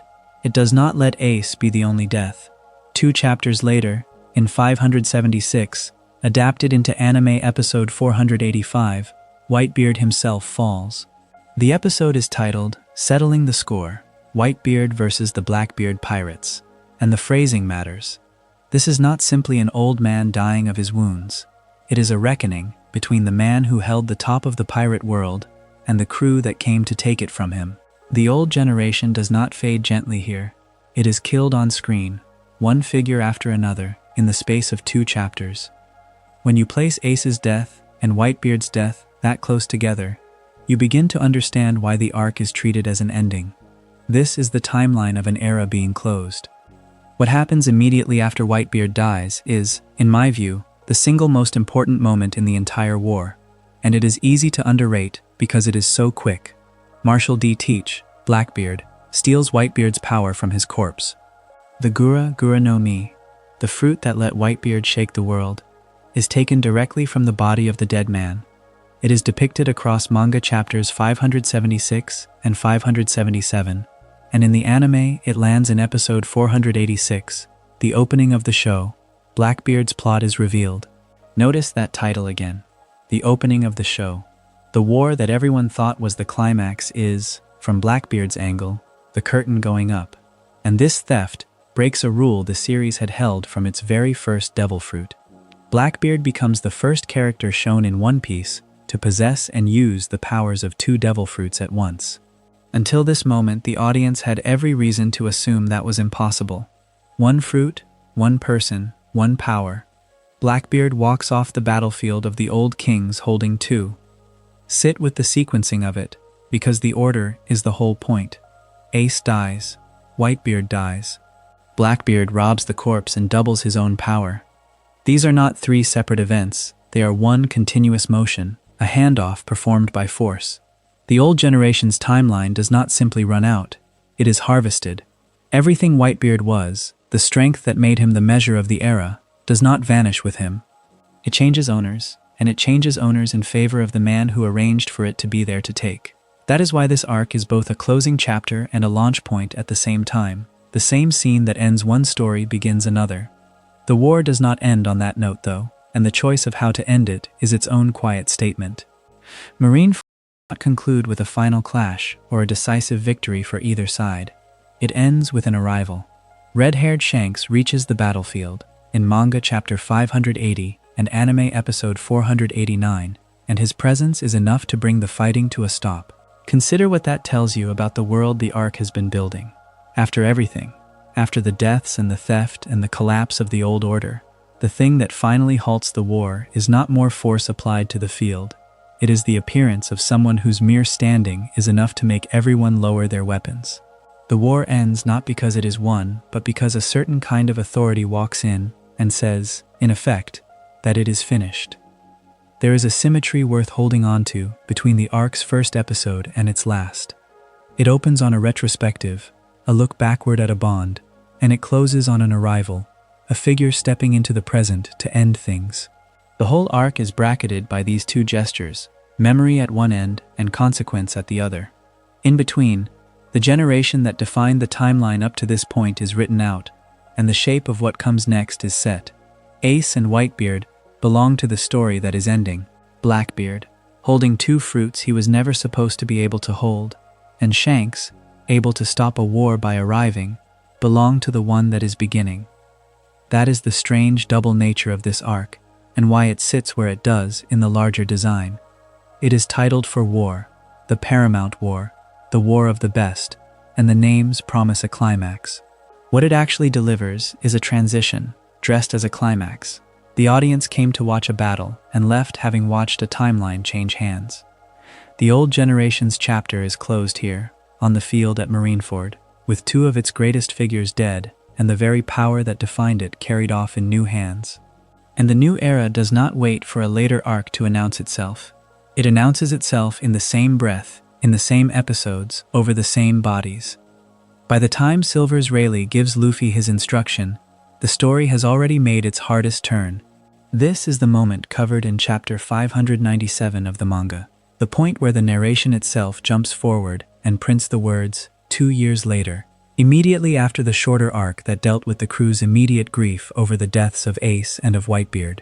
Rayleigh tells Luffy, in effect, to gather the crew and to bring them back to the Skypiea archipelago in exactly 2 years, each of them having trained apart in the interval. What matters about that instruction is not only its content but its structure. One Piece, a story that had until then moved almost entirely as a single line following a single ship, chooses here to split into 9 separate threads and to let them run at once. For 2 years, there is no crew. There are 9 people in 9 places, and the story trusts you to hold all of them in your mind simultaneously. Think about what that asks of a reader, or of a listener drifting towards sleep. Ordinarily, a narrative hands you one thing at a time. Here, the honest way to understand the time skip is not to walk through it in sequence, one member and then the next, but to imagine the same 2 years passing over all of them together. While one of them is doing something, the others are also doing something, on their own islands, under their own strange conditions, unaware of each other. The clock is shared, even though the places are not. That is the lens for this chapter. Not a relay of 9 stories, but a single stretch of time seen from 9 windows. Begin with the 2 swordsmen, though only one of them carries a blade. Zoro spends the 2 years on Kurigana Island, training under Dracula Mihawk, the man the world names as its strongest swordsman. Set that against Luffy, who is on Rusukaina, a deserted island near Amazon Lily, where Rayleigh himself teaches him the basics of haki. Consider the symmetry the story arranges without ever pointing to it. The captain and his first fighter both spend these years apprenticed to a master, each to the strongest figure in a particular domain. Rayleigh, a legend of the old era, and Mihawk, the reigning peak of swordsmanship. Neither man knows what the other is doing. Yet if you stand outside the story and watch the 2 islands at once, you see the same shape twice. And there is a further division inside Luffy's half of it. Rayleigh guides him for the first 1.5 years, and then leaves, so that the final 6 months Luffy trains alone. The teacher withdraws on purpose. The lesson at the end is solitude. Now widen the view to the 2 who train not to fight harder, but to fight differently. Sanji is at Kamabaka Kingdom, under Emporio Ivankov, and what he develops there is speed, faster kicks, an improved version of the Diable Jambe he already knew. His growth is a refinement of something he owned. Compare that to Frankie, who spends the 2 years at Karakuri Island, in what had been the laboratory of the scientist Vegapunk, and who does not refine his body but rebuilds it, emerging in a larger cyborg form. Here the parallel bends rather than matches. Sanji sharpens the instrument. Frankie replaces it. Two men, the same 2 years, both returning stronger, but by opposite routes, one by honing what was there, and one by constructing something new out of the resources a scientist left behind. The story does not comment on the contrast. It simply lets both be true at the same time. There is a quieter pairing among those who go toward knowledge. Nami passes the time skip on Wetheria, a floating island inhabited by weather scientists, and she studies meteorology there, and by the end, she has upgraded her weapon into the sorcery Klimatact. Chopper spends his 2 years in the Torino Kingdom, an island populated by both humans and giant birds. Both of them land in places defined by a body of learning rather than by combat. Nami among people who study the sky, and Chopper on an island shaped by its birds, and both of them, in their way, deepen a knowledge they had already begun to gather. It is easy, when picturing the crew's growth, to imagine only muscle and technique, but at the same moment the swordsman is enduring Mihawk's island, Nami is standing on a rock that floats through the air, learning how weather actually works. The 2 years are not only about becoming harder to kill. For some of them, they are about understanding the world more precisely. And then there are the islands that are less schools than trials. Usopp trains on the Boyne Archipelago, which is not really a place so much as a mass of giant, man-eating carnivorous plants. Set that image against the others. While Nami studies among scientists and Zoro studies under a master, Usopp is on an archipelago made of things that want to eat him. His 2 years are survival first, whatever growth comes second. Brook, meanwhile, spends the time skip alone on Namakura Island, among a cult, before he finds his way back to the others. The word that binds Usopp and Brook here is exposure. Each of them left in a hostile or unfamiliar place with no crew around them. Each of them having to hold together on their own until the appointed day arrives. Robin's 2 years sit apart from all the rest, and they deserve to be held apart. She does not train. At the Tequila Wolf labor camp, a prison where the inmates are forced to build a massive bridge, she is held until she escapes. Notice what the story does by placing her story inside the same span. 8 members of the crew are, in one form or another, growing stronger by choice, on islands they were sent to, or stumbled into, for the purpose of becoming more. Robin, in the same 2 years, is a prisoner made to labor on a bridge that has no meaning for her. The time skip is usually described as the crew's training arc, and for most of them that description holds. For Robin, it does not. Her 2 years are captivity, and then flight.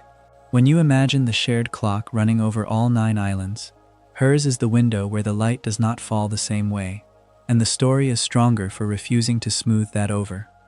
Hold all of it together for a moment, because that is the only way to feel what the time skip actually is.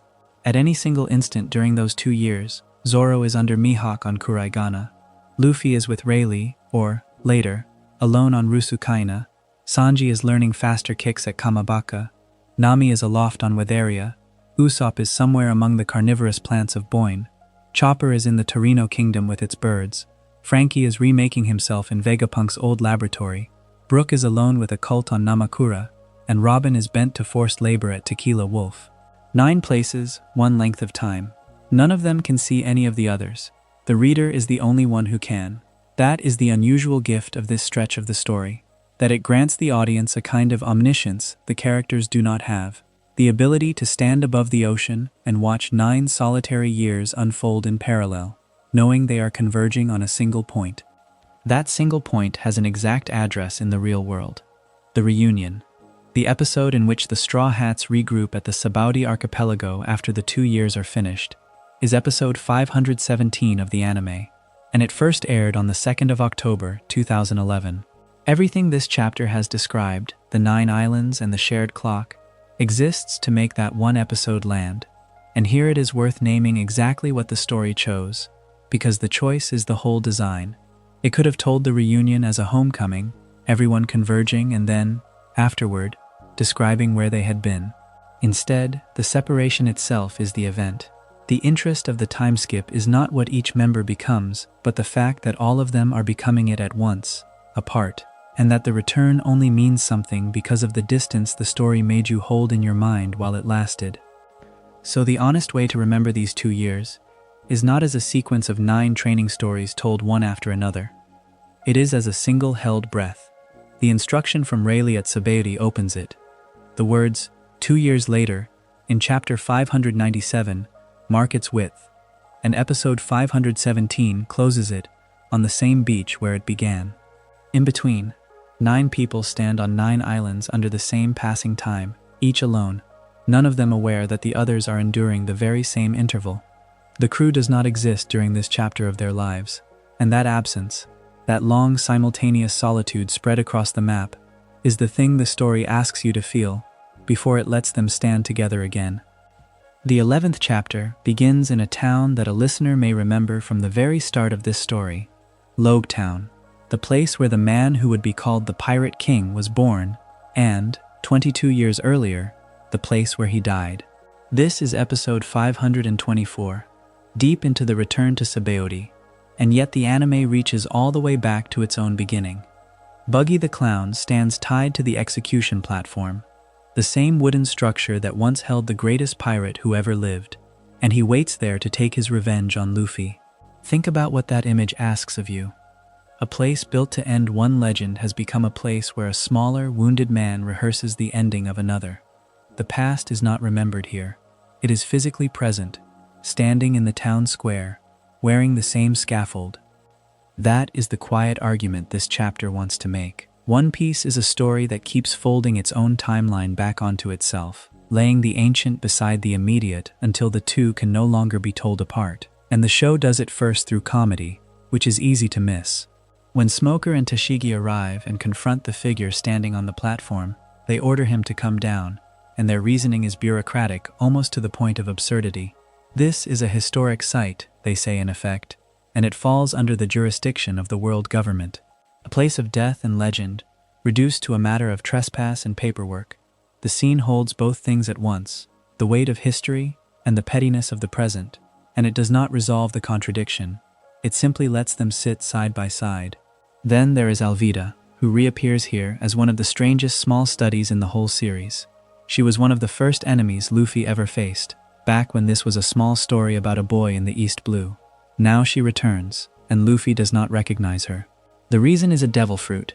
She reveals that she ate the Sube no Mi, the slip fruit, which makes her skin perfectly smooth, so smooth that attacks leave no damage at all, sliding off her as though they had never landed. But the fruit did something else. It erased the freckles that once marked her face. And so the woman from the beginning of the journey stands in front of the boy from the beginning of the journey, and he cannot place her, because the past has been made unrecognizable. Consider what a gentle, almost sad idea that is. Time here does not only pass, it resurfaces wearing a face you have to squint to know. The comedy keeps running underneath all of it. Luffy, faced with Buggy, cannot even say the man's name.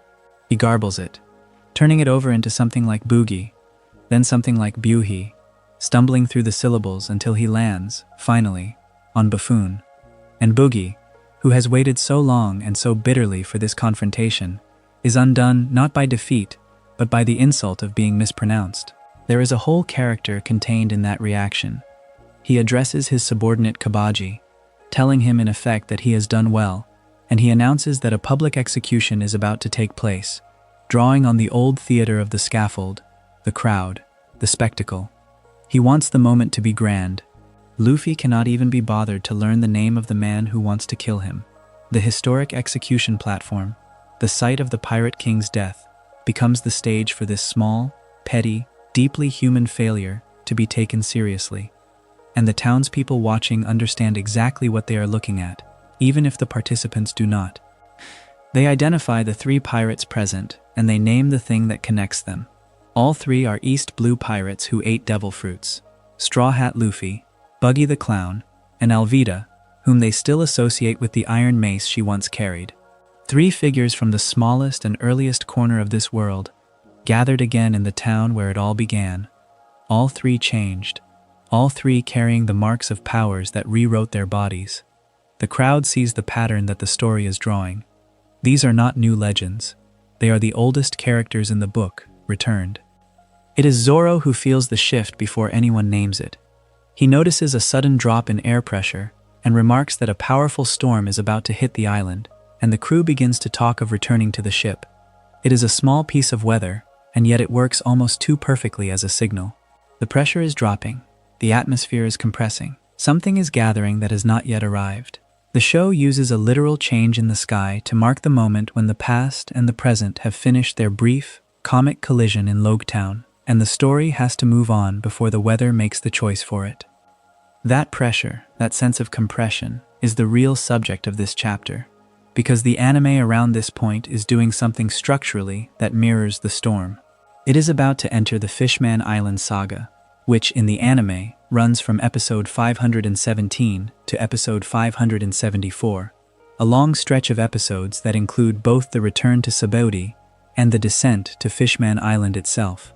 And that saga carries a backstory measured not in decades, but in centuries. The discrimination the fishmen and merfolk suffer is old, older than any living character, and the show chooses to explain it through one life in particular: Fisher Tiger. In the backstory the arc gives us, he was enslaved by the world nobles, the celestial dragons who sit at the top of this world's cruelty. He escaped, and rather than simply flee to safety, he returned to the source. He led a raid on the holy city of Marineford itself, the seat of the world government, and he freed hundreds of other slaves, striking at the one place the whole world was taught to believe was untouchable. From that act came the Sun Pirates, the Fishman crew he founded, and among their members were two names that a listener will already know carry enormous weight in this story: Jinbei, who becomes a figure of dignity and restraint, and Arlong, whose hatred curdled into something that Luffy would eventually break in the East Blue, long before any of this history was ever explained. The show hands you the origin of a villain you already defeated, and it dares you to hold both feelings at once. This is the compression at work again. The present-day plot moves forward, but underneath it runs a history so long that the characters standing in the current moment are living inside consequences set in motion generations ago. Fisher Tiger's raid, his founding of the crew, the slow poisoning of Arlong's heart, all of it precedes the story you have been watching, and all of it arrives at once, folded into a single saga. The chapter's other great study in this collision comes later still, in the Dressrosa arc, which the anime stretches across a long run from episode 629 to episode 746. Dressrosa is a kingdom whose surface prosperity conceals a decade of quiet horror, and its villain, Don Quixote do Flamingo, is a man whose backstory folds time even more tightly than Buggy's scaffold does. He used his devil fruit power to control King Riku and the Dressrosa royal army, and he forced them, against their will, to attack their own citizens. The people saw their king's soldiers turn on them, and they did what the design intended. They turned against the Riku family, blaming the very rulers who were being used as puppets. Doflamingo did not conquer Dressrosa by force alone. He conquered it by making the good look monstrous. And then, having seized control, he did something more patient and more chilling. He ruled well. For 10 years he kept Dressrosa prosperous, and that prosperity is the reason so many of its citizens remained loyal to him even after the truth began to surface.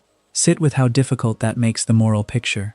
The man who framed a righteous king also gave the people a decade of stability, and gratitude is a real thing, not easily undone by revelation. The present-day arc has to fight against 10 years of manufactured goodwill, a decade of memory working in the villain's favor. The backstory is not a footnote here. It is the obstacle the heroes have to overcome. But Doflamingo's own history reaches back further, and it is the cruelest fold of all. His family were once celestial dragons, world nobles, members of the very class that enslaved Fisher Tiger.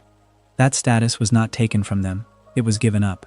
His father, Don Quixote Homing, voluntarily renounced the family's privileges when Doflamingo was 8 years old, choosing to step down from that inhuman height and live among ordinary people.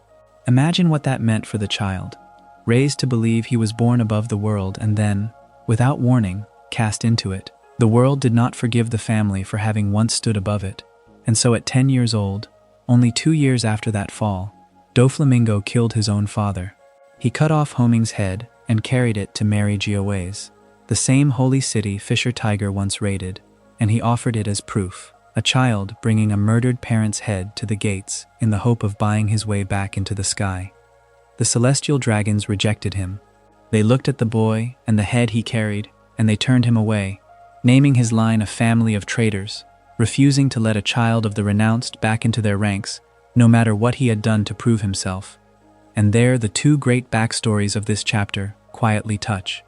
Fisher Tiger, a slave of the world nobles, struck at Mary Giowas to free the oppressed.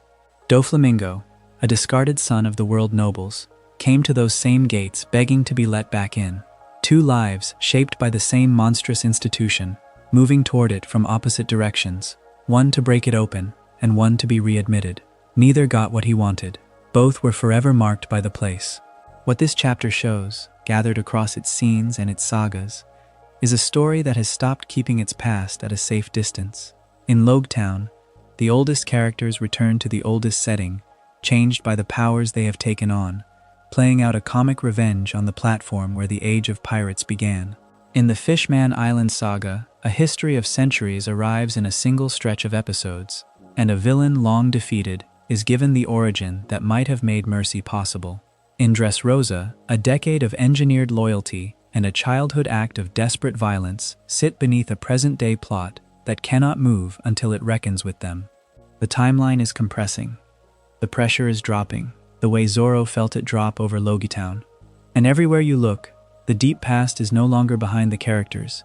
It is standing in the square with them, tied to the scaffold, hidden in a smooth and unrecognizable face, waiting at the gates of a city that turned it away. Consider the strange architecture of this story. For years, the timeline has moved forward, generation handing itself to generation, and then, in the middle of a war for a country most of the audience had only recently learned to care about, the whole thing stops and turns around. Episode 960, titled, The Number One Samurai in the Land of Wano. Here comes Kozuki Oden. Opens the door to a long look backward. The flashback proper unfolds across the episodes that follow, running from roughly 961 through 976, and its purpose is not decoration. It exists to explain how a country came to be sealed, why a promise was made, and how a man most of us had never met became the hinge on which the entire era turns. What the story is doing here is radical. Most long adventures introduce their oldest history at the start, as a foundation. One Piece waits, and then delivers that foundation late, so that the past arrives not as background, but as revelation.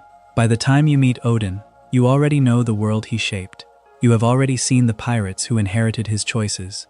And so the flashback carries a peculiar emotional weight, because you are watching the beginning of something whose ending you have already witnessed. Think about what that does to a viewer. Every triumph in this arc is shadowed by a fate you can feel coming. Oden himself is given a voice that matters to how he lands. In the Japanese version, he is performed by a veteran voice actor, and the English dub casts him with just as much care, two very different instruments for the same enormous personality. Casting is a kind of interpretation, and a character who arrives this late, carrying this much narrative freight, needs a voice that can hold both the recklessness and the gravity. He is the number one samurai of Wano, as the episode title announces without hesitation, and the performance has to make that claim believable before the story has earned it for us.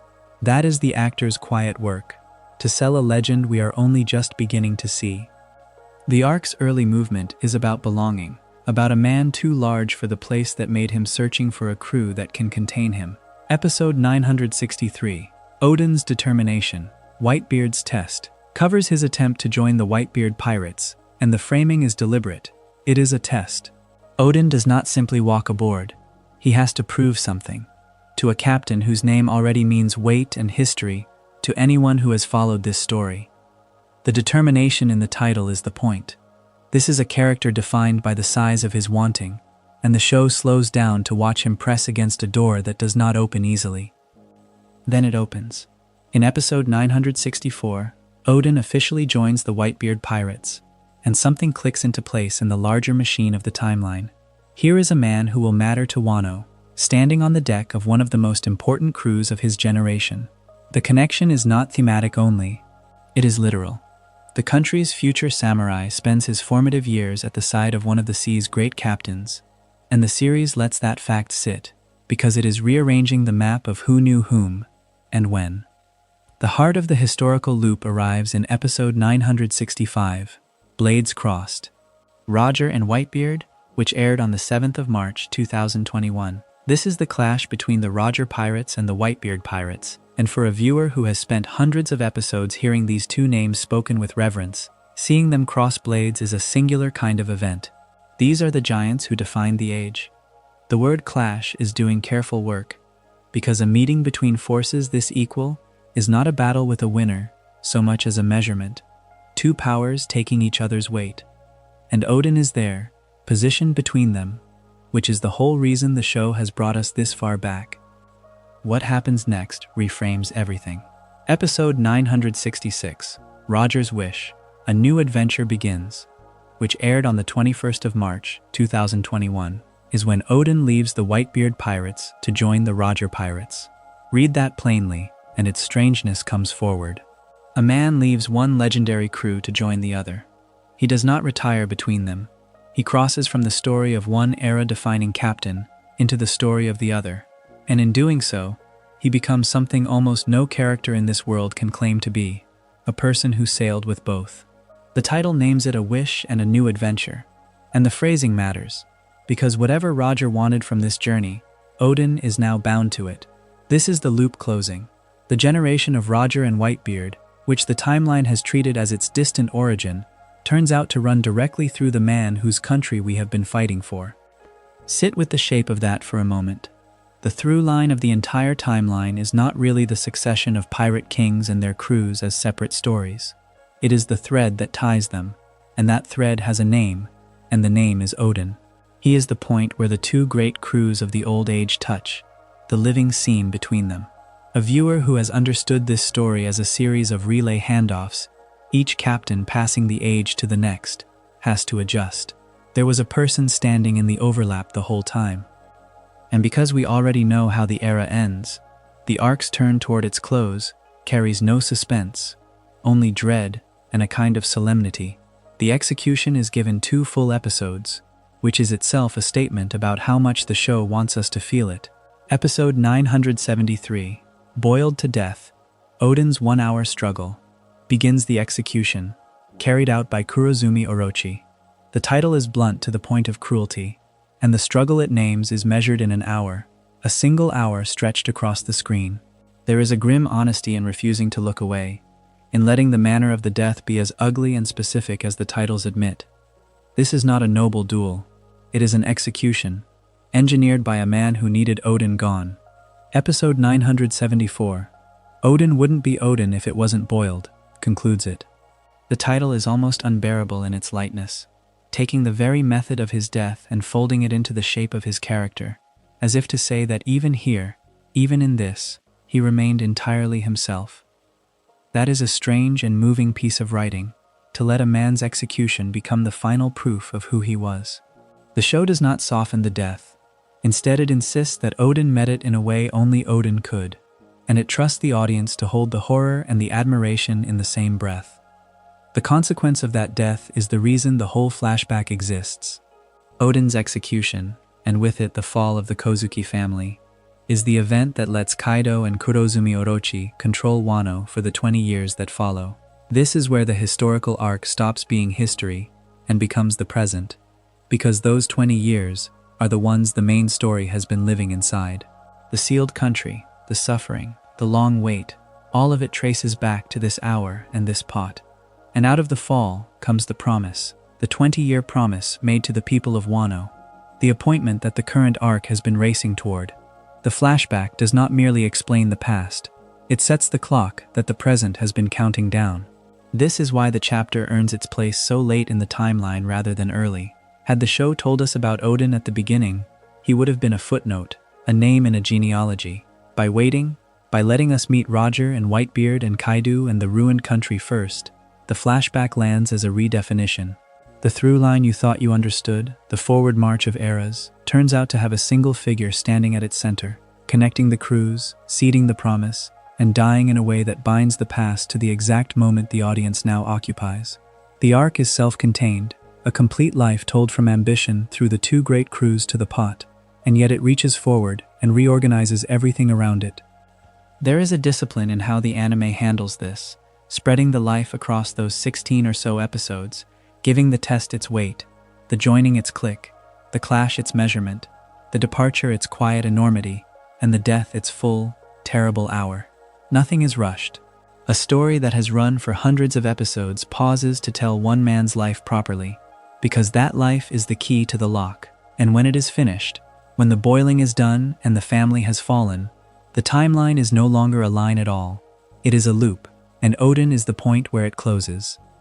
The story arrives at last at an island called Egghead, and with it the anime arrives at a threshold it had never crossed before.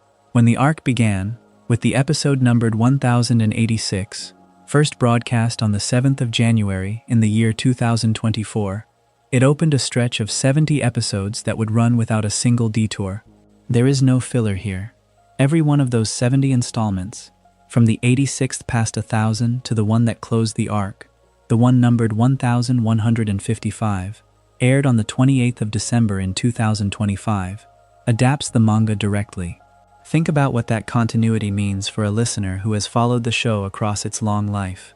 For the first time in years, the anime moves as a single unbroken line, and that line is pointed straight at the oldest secret in the world. At the center of the island stands a man who is barely a single man at all. Dr. Vegapunk, the greatest scientific mind of his age, works through 6 figures he calls satellites. They carry the names Lilith, Shaka, Edison, Pythagoras, Atlas, and York. Each one embodies a distinct facet of his personality, and each one acts as an independent individual, so that the genius is not a person so much as a small society of himself, argued out into separate bodies that can disagree and move apart. It is a strange and moving idea that a mind large enough might need company drawn only from its own contents.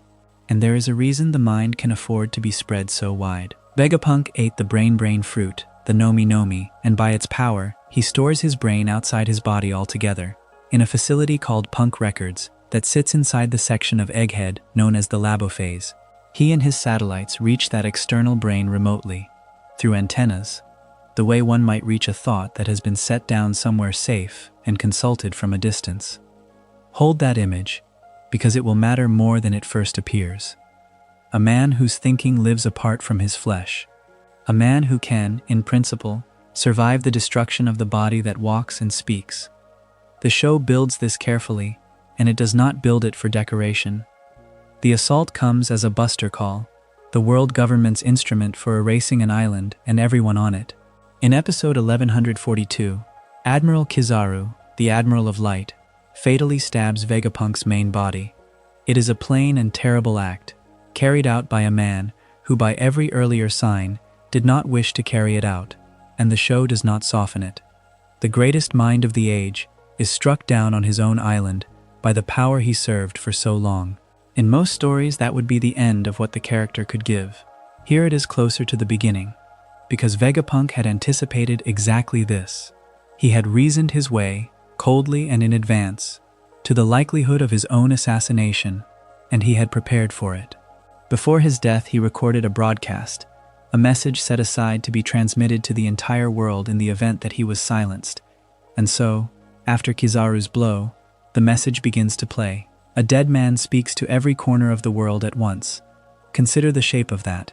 The government kills him to keep him quiet, and the killing is the very thing that releases his voice, because he built the release to be triggered by his removal. The mind stored apart from the body has the last word, precisely because the body could be destroyed. What that voice says is the reason the whole long arc exists. Vegapunk tells the world, in effect, that 900 years ago there was an advanced civilization, and that this civilization was destroyed in a war. He tells them that the war was fought with 3 ancient weapons, and he gives their names: Pluton, Poseidon, and Uranus. For most of the audience, and for most of the world inside the story, 2 of those names have hung in the background for a very long time as rumor and dread. To hear them spoken together, plainly, as instruments in a real and finished war, is to feel the floor of the world settle into a new and lower place. The weapons are not myth. The civilization was not myth. There was a before, and it was ended on purpose. Then, in episode 1148, the message reaches a name the show has circled for the length of its life. Vegapunk states that Joy Boy belonged to that destroyed advanced civilization. the ancient kingdom, and that Joy Boy died at the end of the War of the Void Century, fighting against the precursors of the world government. Sit with the ordering of those facts. Joy Boy was not a legend attached to nothing. He was a man of a real kingdom, and he lost, and he died, and the people he lost to are the ancestors of the people who rule the seas now. The century that history refuses to record is given, here, a protagonist and an outcome. The kingdom lost. The winners wrote the silence. The broadcast does not stay in the distant past. Vegapunk draws the ancient war forward until it is touching the present, until it is touching things the audience watched happen not long ago. He addresses the destruction of the Lulusia kingdom, an event that had appeared as a sudden and inexplicable catastrophe, and he explains that it was destroyed by an ancient weapon. And then he adds the detail that turns the horror inward. The weapon was activated using a biological sample taken from his own satellite, from York. The tools of the ancient war are not only real and not only still in existence, they are being used now, in the present, and they were fed with material drawn from Vegapunk's own creation, so that the scientist is bound, without his consent, into the very machinery of erasure he spent his life trying to understand. There is a bitter completeness to that, and the show lets it land without commentary. There is one more revelation, and it is the largest in scale and the quietest in tone. Vegapunk tells the world that the land masses are sinking. The islands and continents of the world are gradually settling into the ocean, slowly, over time, and the cause is the weapons made during the Void Century. This is not a threat aimed at one kingdom. It is a condition of the whole world, set in motion 900 years ago and still unfolding, so slowly that no single generation could see it plainly. The war did not only end a civilization, it began an ending that has not finished, and every character in the story, every island the crew has ever visited, has been living on ground that is quietly on its way down. Think about what that reframes.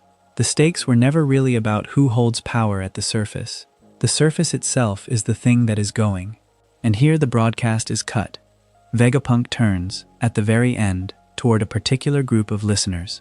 He begins to address the people who carry the initial letter D, the name that has followed certain characters through the entire story like a mark whose meaning no one will say. He begins to speak to them directly, and the 5 elders, the highest authority beneath the throne, cut the transmission off in that instant.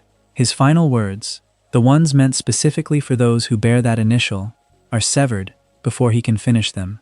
It is an act of censorship performed in real time, in front of the whole world, and it tells the audience something by the very fact of its urgency. Whatever Vegapunk was about to say about the will of D was worth killing him to prevent, and worth silencing even after he was dead.